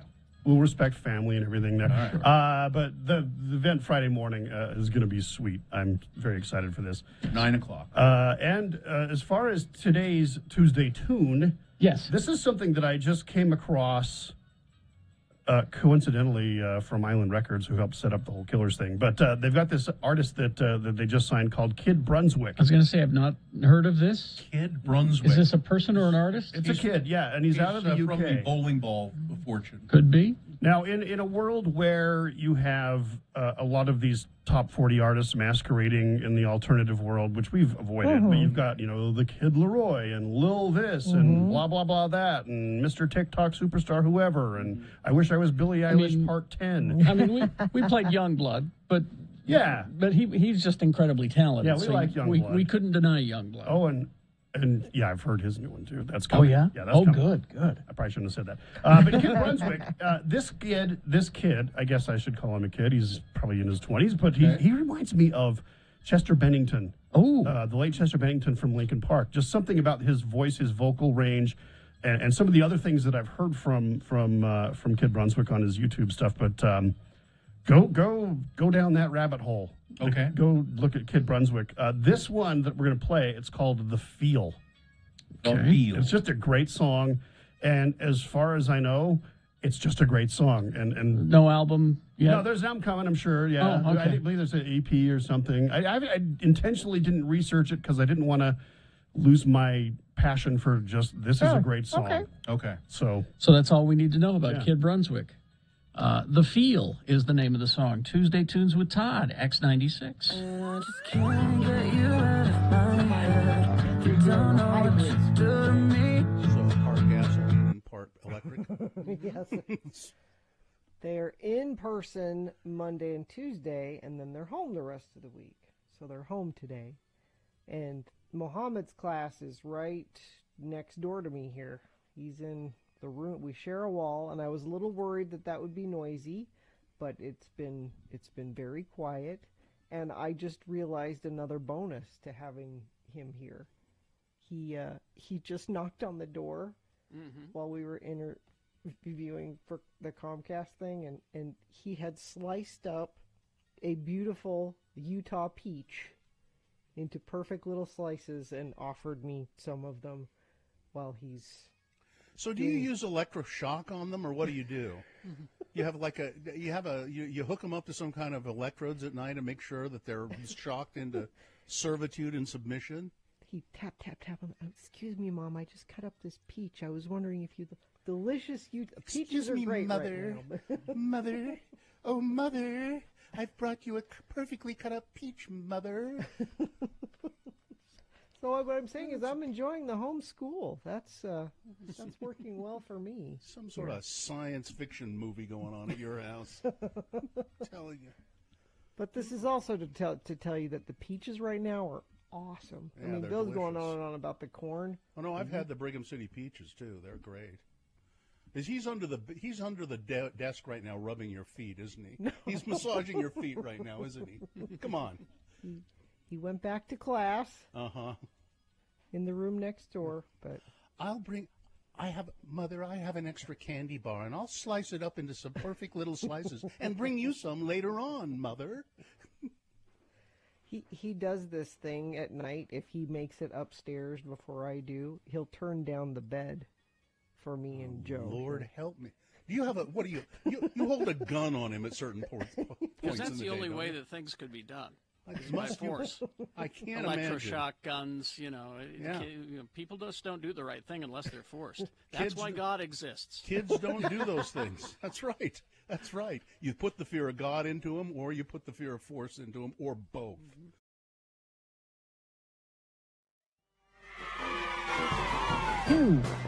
He's a baby. He is a kid. He's Kid. He's Kid Brunswick. Kid Brunswick. It's good. I like it. Named after Brunswick stew, which is a fine...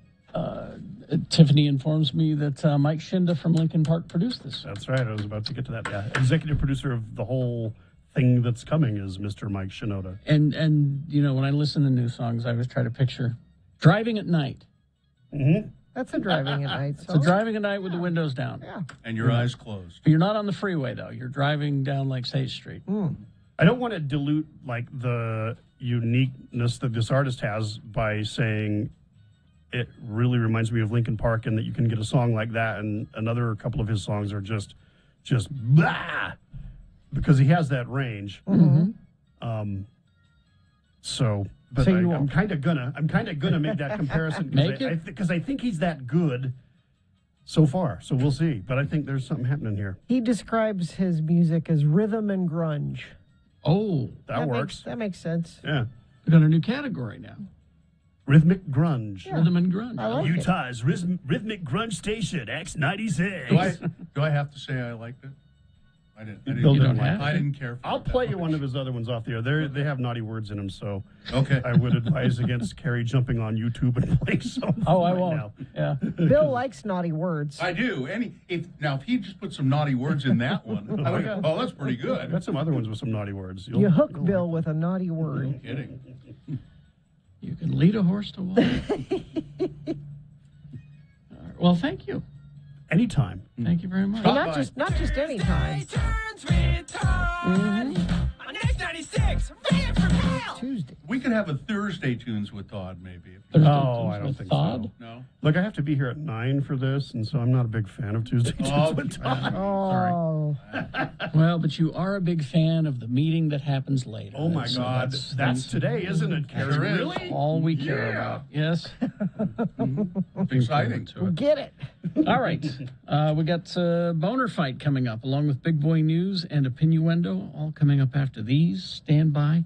UtahAdvocates.com. That's the website. Go there, talk to a lawyer for free at any time of day. And you can do it privately. Yeah. You can do it anonymously and not have it cost you any money. Exactly. The advocates, if they don't charge you unless they take your case and get you a settlement. What kind of case we're talking about? If you've been injured in an accident that wasn't your fault, Or maybe a dog bit you, or all that kind of stuff. the insurance companies are sneaky. And the advocates know their tricks. You don't. That's not your job. That's their job. So get the advocates involved as soon as possible. And you may not need them now, but it's nice to know the advocates and how to get a hold of them if you ever are in an accident. So it's 801-355-5550, 24 hours a day, 7 days a week, 801-355-5550. Or you can chat online anonymously, 24 hours a day, 7 days a week, UtahAdvocates.com. It is the 23rd century. Humans have left the lowly confines of planet Earth and have sought their destiny among the stars. While many things have changed, one constant remains: the need for young men to venture forth and do the work of the Lord. This is the tale of two such men who at the age of 19 have answered the call of their general authorities and are embarking on a 2-year mission to spread the gospel throughout the galaxy. This is the story of Space Elders. In this episode, we find our elders rendezvousing with Zone Leader Hansen on some distant planet in the BFE sector. Hey, Butch, what you got there? Oh, it's a care package from my folks. My mom means well, but she just doesn't understand the physics involved in sending stuff from home. Well, what you mean? Well, the cookies she sent are fine. They're hard as a rock, just the way I remember them. It's the lime jello with shredded carrots in it that causes problems. Even in Tupperware, this stuff goes bad after a week in hyperspace. Missionaries who have eaten this stuff have been known to develop a form of space madness. Wow. Oh, look, here comes Zone Leader Hansen right now. I have discovered the most incredible object. It allows us to view any period in the history of any planet. We can research early church history. This discovery will allow me to get reassigned back to Earth and leave you two losers far behind. Great. Glad to hear it. What's that have to do with us? Since you weren't having much luck in the field, I figured that you wouldn't mind watching my discovery while I go back to Starbase 182 and file my report. Hey, are you eating while I'm talking to you? Give me that. Sorry. Say, green jello with carrot shavings. I haven't had this since I left home. But sir, I think you ought to know that... Quietly, Hi, he's eating. Shut up, the both of you, right now. This jello tastes funny. He's gone mad. He's got space madness. We better go after him. Okay. Hey, what's that thing right there? You mean that natural arch that seems to be showing the History Channel? Yeah, that thing. What is it? I believe that who is it would be a more appropriate question. Is that you that said that, Butch? No. It must have been the natural arch over there. Okay, I'll play. Who are you, and what have you done with Zone Leader Hansen? I am the guardian of forever. Hansen has entered through me into your world's past. Entered through you? Well, I guess we can get back to tracking now, huh, Lehigh? No, we most certainly can't. Huh? We need to get Zone Leader Hansen back and cure his jello-induced space madness. Come on now, Lehigh. He was a little weird before my mom's jello. Are we sure he's sick? Where in our world's history is Hansen now, Guardian? He was asking questions about Mormon history and about lime jello in particular. He entered as I was showing him the Relief Society meeting where sisters first began to experiment with lime jello. Well, if he disturbs that meeting, the timeline of church history could be permanently changed. Let's go, Butch. Will Zone Leader Hansen change church history? Can Butch and Lehigh get him to go before he does? Will the Relief Society let Hansen anywhere near their test kitchen? Tune in next time to hear Relief Society President Mulestein say... I'm at a loss, sisters. We've tried shredded beets, cauliflower, radishes, eggplant, zucchini, and rutabaga. Nothing seems to go with this new lime jello stuff. Excuse me, sister. I think we can help. I don't think we should go against the Prime Directive, Bush. How did you get in here? One wrong move and you'll see the business end of my skillet.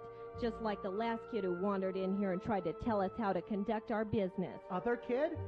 Oh, hey, it's Zone Leader Hanson.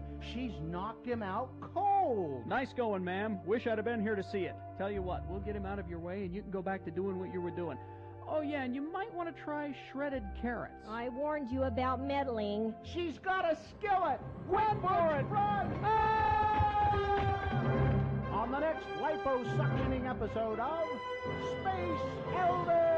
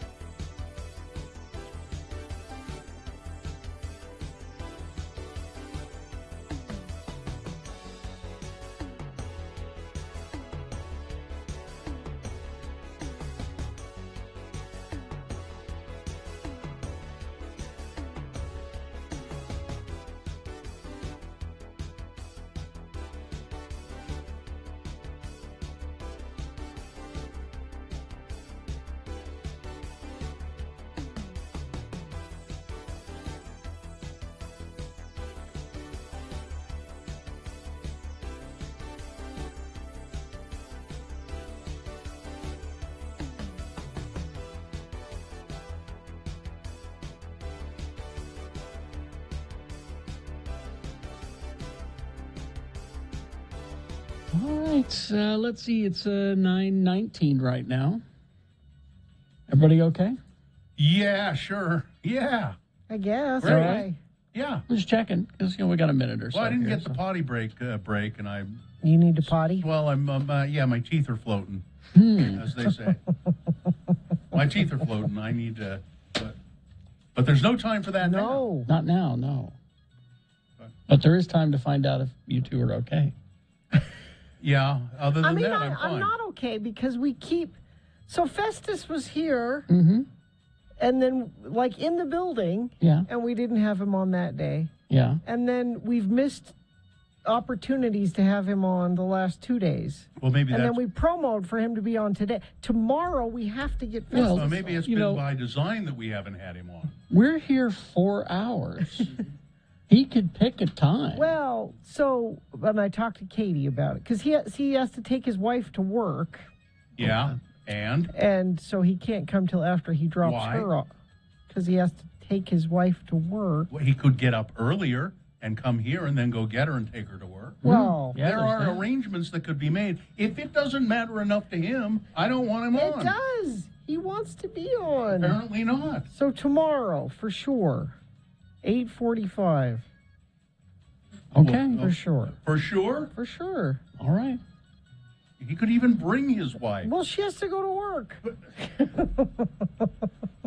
What kind of People are- vacation is this? You people are not flexible. It's not a vacation for him either. He's working too? Yesterday, I asked him if he wanted to do something. He said, "This is my vacation, and I haven't had 1 second to just relax." So no, I don't want to do anything. That's just. I don't want to go to the damn radio station either. Well, because what happens is when you come home, you have friends and family that all want a piece of you when you get home. It's like, I need to see you. We need to go visit so and so. We have promised so and so. We go see him, and you just end up doing that the whole time. Mm-hmm. All right. Well, okay.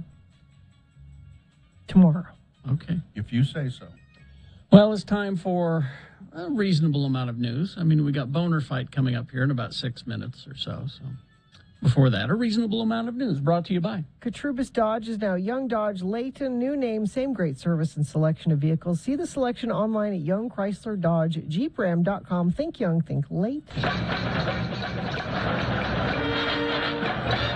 Right-wing Pastor Jeff Jansen, as baseless. I was just going to say, before you say anything else, I bet I can guess what this story's about. Is it an anti-mask COVID pastor? Is it one of those? No. Oh, okay. No. All right. You want to jump to these conclusions? I do. No, this is much more reasonable okay. than that. He knows for a fact that former President Donald Trump was inaugurated on March 4th. He knows. Yeah, Jansen made the claim in a two-part video posted to Instagram on Sunday titled Prophetic Insights, Times and Season, which was later flagged by media watchdog Right Wing Watch. God has not forgotten. There are many that are still standing on the premise of what's happening with President Trump. That doesn't make sense, does it? As a matter of fact, I know for a fact that he has already been inaugurated. Okay. Jansen made his comments after claiming that Trump would return to the White House in June after officials worked to overturn the 2020 election results. Trump remains a former commander-in-chief with President Joe Biden still in office, as there was not and still is not any evidence pointing to election fraud. In his most recent prophetic insight, Jansen claimed that Trump was sworn in on March 4th to become the 19th president. 19? How's that? Pointing to a QAnon conspiracy theory. Prophecy predicts that Trump was inaugurated on March 4th to become the first true president. The first true president since Ulysses S. Grant. The first true president. What have all the other presidents And been? prior to... They were not true presidents. They were false presidents. This all seems legit. Yeah. So, this is a pastor? This is someone who has followers who Apparently. go to hear what they have to say? I'm sorry the pastor's mistaken. Of course, we know that next week is the 13th, and that's when the My Pillow guy said that he's going Is that to be the day that reestablished Okay. as, And of course, president. Donald Trump is very excited because he's revealed a new MAGA hat design that he said I designed this myself. He's very excited about it. It's it says MAGA on it, and the white lettering is outlined in gold, and then there's that stupid signature that he does on the brim of the hat. That's it? Yeah. Doesn't sound much different than the others I've seen. It's bolder. It's bigger. It's bolder. It's more exciting. Because I've seen hats that just say MAGA on them. He says he sent out a letter. I've just designed our brand new MAGA hat, and I want you to have it. You've always been, now this is a mass emailing. You've always been one of my most loyal supporters. So I don't want you to have just any hat. I want you to have the MAGA hat that I personally hand signed for you. You didn't hand sign it. Hand signed it. Your for signature's on it. That Each doesn't. and every hat hand signed by me. You did not. Donald J. Trump. Now, when he's not reinstated on the 13th, is Mike Lindell going to say, "Well, we didn't pray hard enough"? No, he'll just move the goalpost like he always does. Because if you move the goalpost, then you can continue to fundraise up until that other time. like oh no, I meant September. Yeah. Mike Lindell wouldn't say you didn't pray hard enough. He would say you didn't buy enough pillows. You didn't donate hard enough. I'm losing money on my pillow. I sell towels too, and bed sheets. Because I'm not advertising on Fox News, and it's costing me millions. So please buy the pillow. He invented the pillow. The least we could do is buy it from him.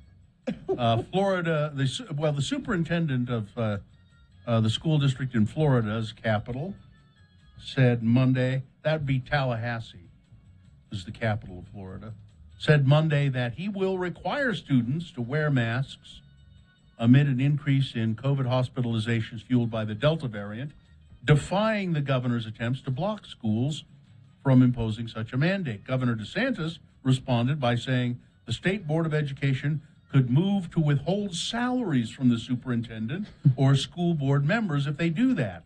Though the Leon County mandate allows exemptions for students with a physician or psychologist note, it doesn't give parents the authority to opt out. as DeSantis wanted. Leon County School Superintendent Rocky Hanna announced in a live streamed event that children from pre-kindergarten through 8th grade would be required to wear masks when class resumed in Tallahassee on Wednesday. I did a lot of soul searching about this, Hanna said. If heaven forbid we lost a child to the virus, I can't just simply blame the governor of the state of Florida. I can't just blame the governor if I did nothing to try and stop it myself. Utah researchers say that there is an effective antibody treatment against COVID-19 as the daily cases continue to hit. Speaking Monday, Dr. Brandon Webb said data from monoclonal antibody treatment studies show that they reduce the levels of COVID-19 in the body. Even better, in trials among people at high risk for hospitalization from coronavirus, the antibody treatments tend to prevent the need for hospitalization. That's good news. You can be sick at home. Monoclonal antibody treatments have been approved for use by the U.S. Food and Drug Administration since December. The drug, I don't know how to pronounce it, but this drug was made widely available through Operation Warp Speed, and they say it is effective. So if you do catch COVID, this treatment may be very helpful in helping you get through it. Also, University of Utah researchers are showing how climate change is changing the climate here in Utah. How is it affecting Utah directly? Tooele is an example of the shift toward extreme heat. In Tooele, throughout the entire 20th century, we saw 4 days above 103 degrees. The entire 20th century. 4 days. But from 2001 to 2010, Tooele had 28 days above 100 degrees. That increased heat is because that's not just because of summer, it's because of climate change. All right, thanks. It's Boner Fight with Radio from Hell on X96. All right, the weird winner from round one. Sporting events are so inspiring, so fun. There was, somebody said that fans at a Colorado Rockies game, or a fan, in a kind of quiet moment of the game, was shouting a racial slur at a Miami Marlins player who is black. As it turned out, it wasn't a racial slur. The fan was shouting, "Dinger, Dinger." The mascot. Which is the mascot of the Colorado Rockies. Dinger, Dinger. And then somebody said, he's shouting a racial slur at that player. Well, whoever jumped to that conclusion, that was the Boner candidate, and somehow it won Boner round one because there was a better candidate there. Yeah. And then Boner candidate number two is, the trick is always good. This trick is always good to get you out of work. A Park City employee calling in a fake bomb threat so that she could leave work early. That's it. All right, there you go. Those are the two candidates. You need to decide which one of these two should be Boner of the Day for today, one or two. Remember your candidate number, the one that you think should win. Put that single digit in the message of a text, and then text that to 33986. Or call Katie in the producer's booth and use your voice at 877-602-9696. Or go online, x96.com. Look for the box that says Boner Fight August 10, 2021, and vote there. You probably will need to refresh your internet browser in order to see that box because we just put it up. So go ahead. Vote online if you like. You have less than 300 seconds. Let's go. This is Boner of the Day. Back in the day, we had these mascot animals living at our studio up in Ogden. We had Farnsworth, the cat, and Farnsworth just had the run of the place, and there were a lot of mice in the building, so he kept the mice down. And Farnsworth was he was really a great cat for the most part. He was almost jet black. Had a broken tail. Yeah, oh, that's right. He had a crooked tail. Yep. And Farnsworth went missing once around Halloween. And Very nervous. And our owner was certain that the Satanists had got him. Well, sure. You know what? The Satanists have got him. We got make sure next year we keep him in if we find him. He did turn up, but he was fine. And then I don't know whatever happened to Farnsworth. I think he finally just they don't went live off. forever. I think he just finally went off somewhere. And I think once the sale happened, I think Tom took Farnsworth home. Did he? Well, yeah. Maybe you're right. Because I know that the a-hole from El Paso didn't want the cat around. No. So, it works better alliteratively if we can really say the word. Yeah, I know. From El Paso. But, the nation is 9 years old, so I can't. Yeah. So just say that to yourself in your head. It sounds better. I did. It's there. But anyway, back to this little horse. And then, so the other animal we had was a burro.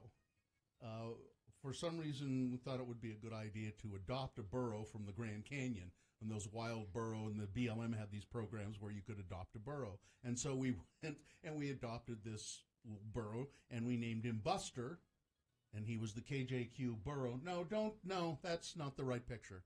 No. They don't know They assume that I'm talking about animals. That's an animal picture. That's for later on. Different animal. Yeah. Did you have a picture accompanying the story? I did not. So anyway, we adopted this burro, Buster, and he was a donkey. And it is true what they say about donkeys. They're stubborn. They're the worst. Yeah. And he was we thought it would be fun to take him around to events. Well, it wasn't. No. Because he was stubborn. We had a horse trailer that the owner of the property had that we could use. But to try and get him into the horse trailer was just almost impossible. Because he didn't want to go. Of course.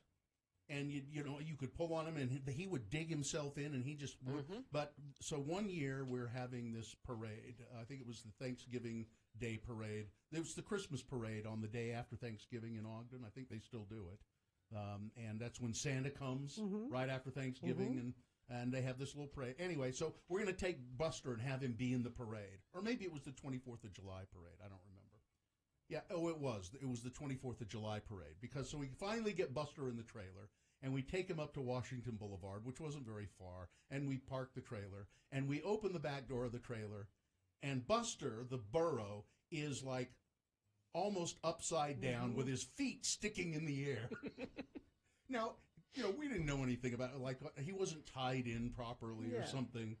And so he's upside down, all four legs sticking in the air, and I go, Tom goes, "Oh my God, he's dead!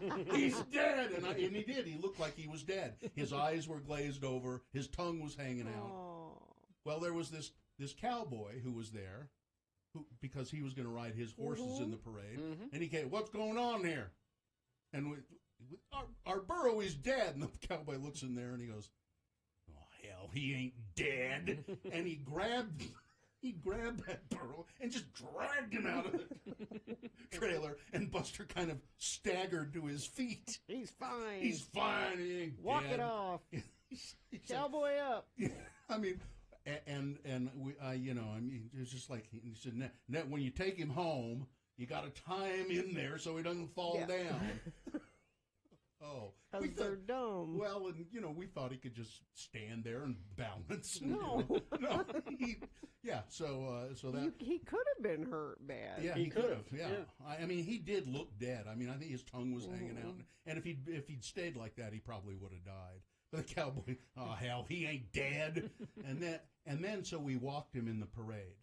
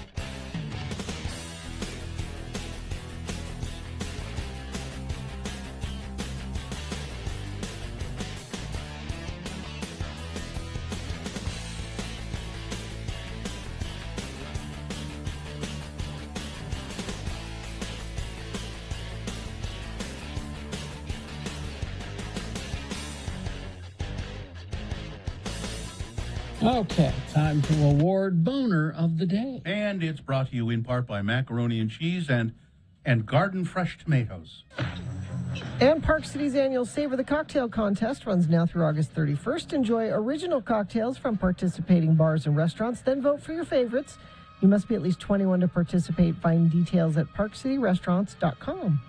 Boner candidate number one was sporting events. There was the Colorado Rockies one, which I thought was just a really weak candidate. But you know what?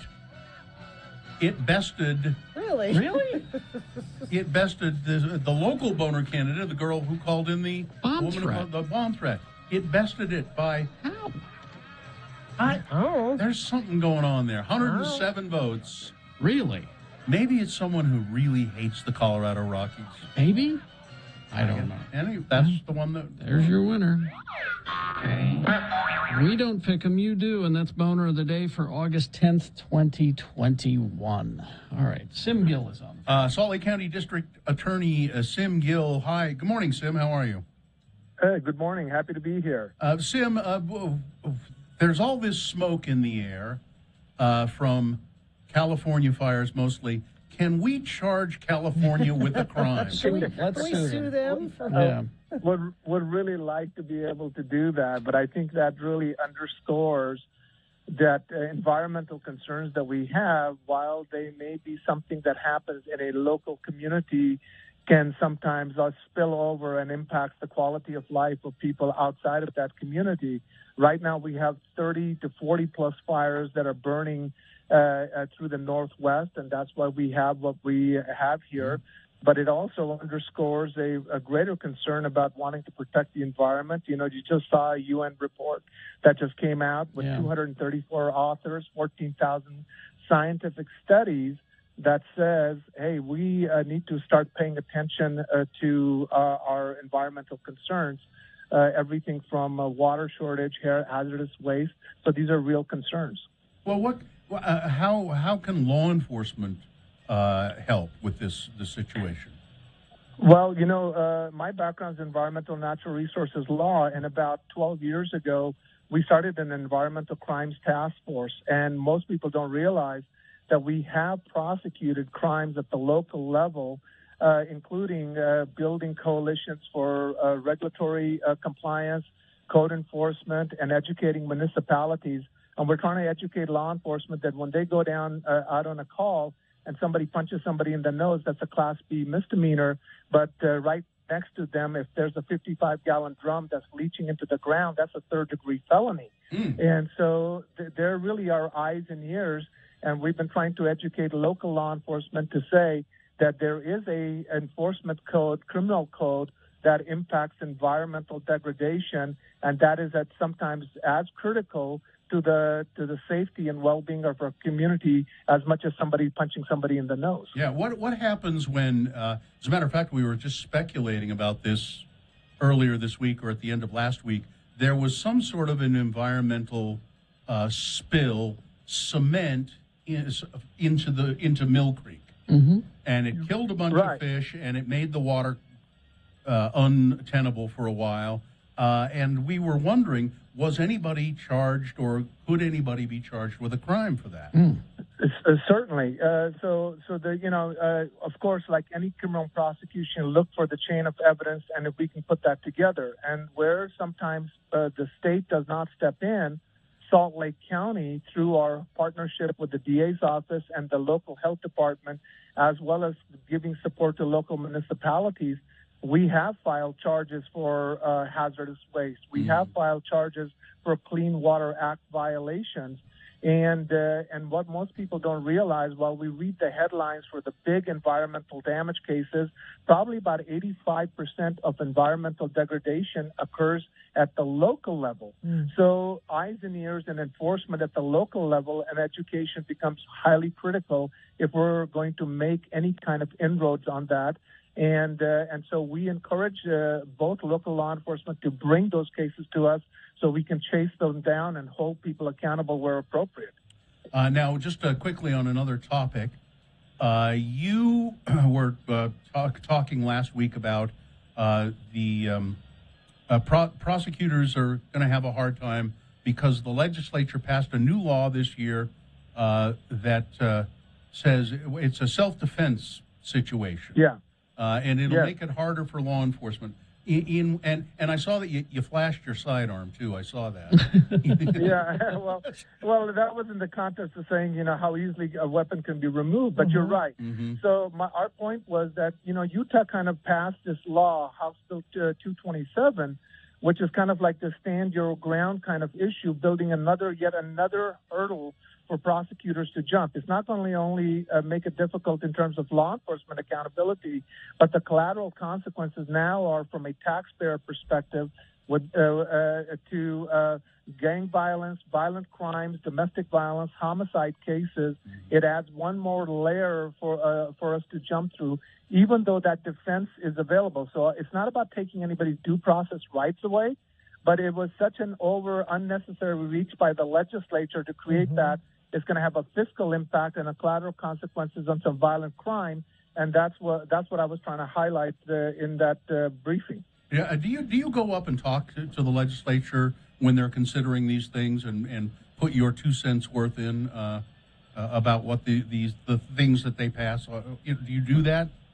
Yes, we try to do that because we want them to be informed and try to make the best decision they can, because once they pass their laws, then it's up to us who are on the ground level in the trenches to enforce it and the collateral consequences. So we warned them about this issue, but it was kind of ignored because it is going to have a huge impact on gang violence, homicides, domestic violence cases unnecessarily, and the bill's going to be picked up by the taxpayers and when we don't have enough resources. All right, Sim, thanks a lot. Nice to talk to you. Sim Gill, Salt Lake County District Attorney.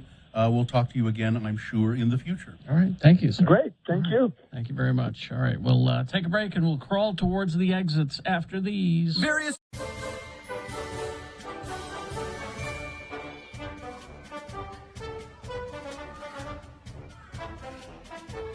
Here, Terry, Bill, and Gina, although he wasn't here when this happened, I don't believe.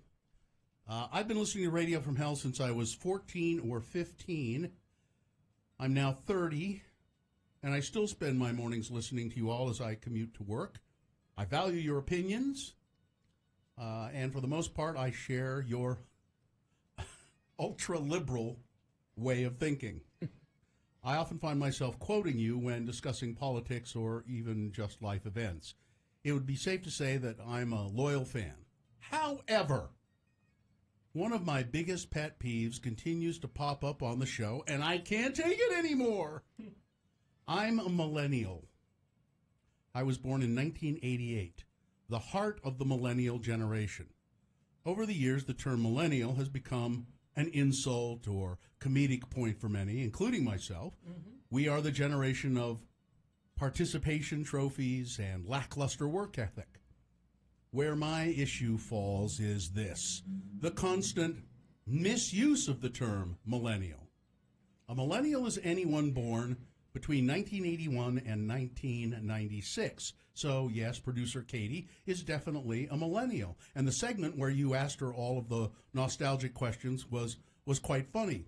But looking at the years that millennials were kids, you wouldn't think it's that odd that a millennial would know what you were talking about. I mean, I could easily answer every one of the questions. It wasn't that hard. Perhaps I'm wrong, but it seems that you all think a millennial is much younger than they truly are. For the most part, millennials are in their late 20s, early 30s. We are the children of the late 80s and 90s. So it says, yet every other episode or so, there's a comment from you all about millennials and what we don't know. The breaking point was on the 17th when Bill made a comment about millennials getting into the TV show The Office. For the love of God, Bill, millennials were watching The Office when we were in junior high and high school. Maybe it's just silly of me to get so worked up. Millennials didn't eat Tide Pods. So fault us for our real mistakes. I love you all. I'm just annoyed by this. Probably I'm entitled, emotional, and a millennial. Love always, Molly. Well, Molly's right. So I looked it up. The generations. They name each generation. I feel like I've read conflicting things on when the millennial ends and begins. So if she is correct, and you confirm that, then I'm a millennial too. I'm an older millennial, but I would still be a millennial. Here's what it is. Some generations are known by one name only, as like baby boomers. Okay. That's what I would be.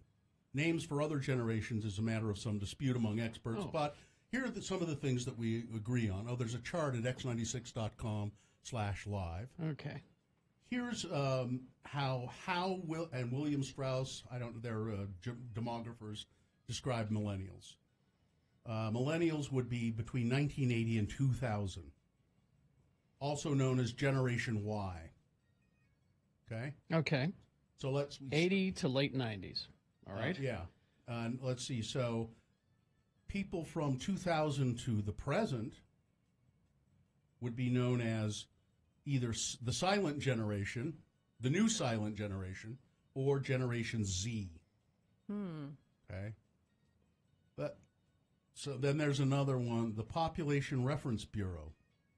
They have a little different, so there are different ones.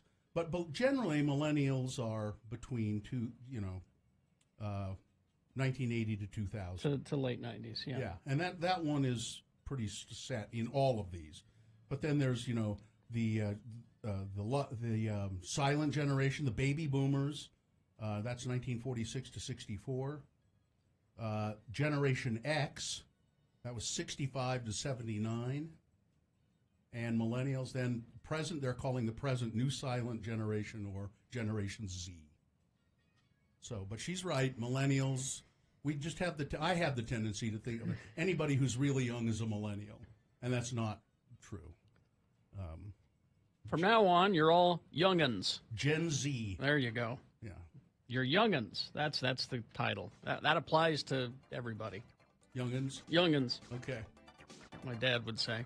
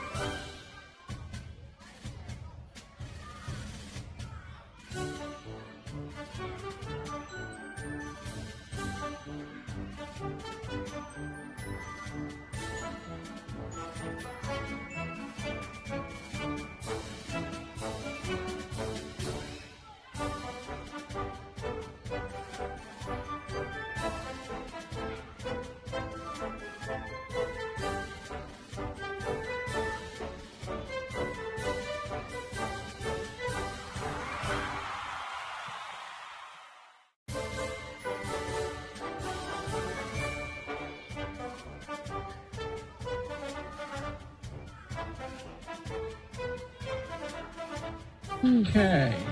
It's 9:50 right now. We've been putting off a very important topic. What's that? For days now, actually, because it keeps growing. Oh, it started with Ashton Kutcher. Is that the thing you're talking about? It started with Ashton Kutcher and Mila Kunis talking about how they don't bathe their kids. Yeah, and they don't bathe themselves either. Yeah. Unless there's visible dirt. Yeah. Other than that, they just kind of, Yeah. They let it go, which is gross. Well. And then Kristen Bell and Dax Shepard jumped in and went, yeah, we do that too.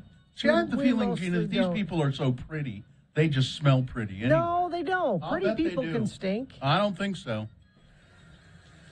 And then Jake Gyllenhaal jumped in, which doesn't surprise me. Well, he looks like he doesn't shower. Well, he's not around anybody ever anyway. And he said, yeah, I rarely shower. So and this story has just grown day after day of more celebrities. Well, there's pushback though. There is. Thank God. And of course, I love him dearly, and this is one more reason to love Jason Momoa. Unlike certain celebrities these days, Aquaman star Jason Momoa has reassured fans that he does shower. Why doesn't he drag, what's his name, into the shower with him? Lenny Kravitz. Drag Lenny in there with you, Jason. You guys are such good friends. He needs a good hosing down. You can tell. He says, I shower, trust me. He says, I'm Aquaman. I'm in the hugging water all the time. I'm Aquaman. So now he thinks he's Aquaman? That what? You gonna argue with him? I'm not gonna argue with him. Now I should give The Rock credit. I was gonna say The Rock as well has stepped forward. Now The Rock is the other way. He showers too much. The Rock says he showers once in the morning with a cold shower to get the day rolling. Mm-hmm.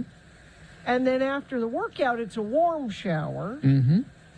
And then after he gets home from work later, before bed, it's a hot shower. And well, he has to, after he gets home from work, he's out there busting rocks in the hot sun. And he says he uses a face wash, a Yep. body wash. Moisturizing, very important. He exfoliates, and he also sings in the shower. Yeah, I don't know. He doesn't have much time for anything else if he's showering.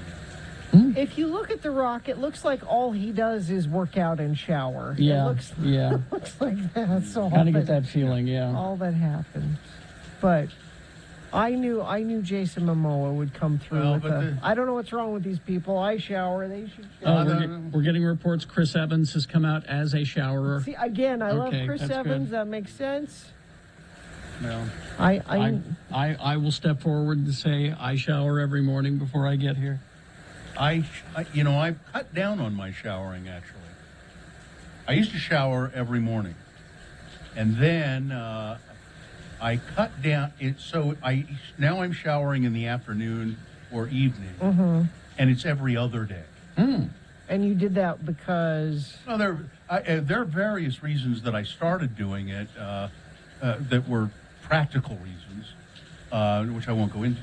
But then I found that's really pretty much all I need, unless because I'm just not that active these days. Well, you can smell without being active. I don't have much body odor unless I've been active. See, I feel like during the drought, I shouldn't admit this. Yeah. But I'm kind of more in the Rock category. Oh, really? Well, because I like a shower in the morning because it helps you wake up. But then there is nothing better than the evening shower, and you're all fresh and clean, and you're clean jammies, and you go to bed all fresh and clean. I do like... Well, then you should just make sure that morning one is quick and it's cold. Just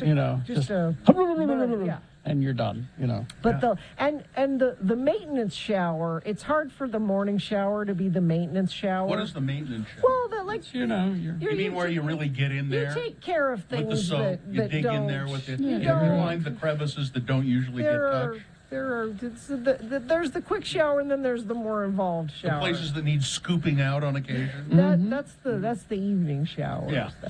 Yeah. I started doing that when I'd had the back surgery, and it's you have stitches and stuff, and so you can't. Yeah. It's a hassle to shower to begin with because of that. Yeah. Because they don't want you to get them wet. Right. So I started doing it every other day, and that's fine. It works out fine. I had a shower yesterday afternoon, and I'll probably have one not today, but tomorrow afternoon. Okay. That's fine. We'll let you know if it's not fine. It's generally, but now when I was on vacation, I told you that story. I kind of let myself go a little bit for a day or two, and we were in the car heading back to, and my wife said, you never have body odor, but have you showered recently? And I went, what day is it? Yeah, I went, I think I let it go a day. And she said, yeah, you shouldn't have done that. No, you shouldn't have done that. I went, I wondered what that smell was. It's you. It's me. I smelled like a potato seller. I thought. Jeez. And like kind of like that. Got a couple of rotten potatoes down in there in the potato cellar. Well, as soon as we get to the motel, she said, yeah, it's not. It's if not you're sharing a car with people. Well, she said it's not overwhelming, but every once in a while I get a little. There's something that drifts over. Yeah, I said I'm so sorry. Well, now these non-showering celebrities, do they just not shower and just clean up the naughty bits, or do they have a schedule? What what they said about the kids is they don't wash them unless there's visible dirt. Unless they're really needing it. I'm telling you, they're building up some stuff that in certain parts of their bodies they don't want. No. Exactly. All right. Going to have to use a trowel to get some of that. We're supposed to do a promo here, but we don't have one. Well, into hell with it. I don't care. Yeah, I mean, we don't need to. I don't want to do it. All right, that's fine. I don't like doing them anyway. It's good to tell people what we have coming up on the show. Well, I don't have any idea what we have. I know. Well, it's things that must go. We need your must goes. Mm-hmm. All right. Well, let's do a promo. Let's wing it based on that. Shall we? Okay. You start, Carrie. Join us for Wednesday's Radio from Hell show. What will we be doing on that show, Gina? Well, I think it's things that must go, so we need your things that must go. You can email those to us at radiofromhell@x96.com. Also, Festus will be here tomorrow. I promise. Well, there you go. It's Radio from Hell, Wednesday on X96. That worked out. Katie says that actually we're going to do a Brandon Flowers promo for the promo. So was that just a waste of time? That was a waste. Well, we promoted people listening right now. Okay. There you go. It didn't go, people heard that. That works. That's fine. People did. If you heard that, let us know. X96.com. If you heard that. Or if you hated it, hate mail at x96.com. I got hate mail through texting.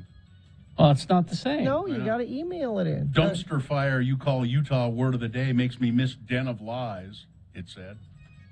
People remember Den of Lies? Somebody did. Mm-hmm. That was right. That text came right after someone who said, I really liked that word of the day. You'll notice that text was started with, no offense, but. Yeah. To which I replied, have you ever noticed that whenever somebody says no offense, offense is coming? It's always offensive. Offense is on the way. Fine job as always, Katie. Thank you. Live long and prosper, bitches. Don't you know who I am? You can hook Bill with the naughty words. Corey is next.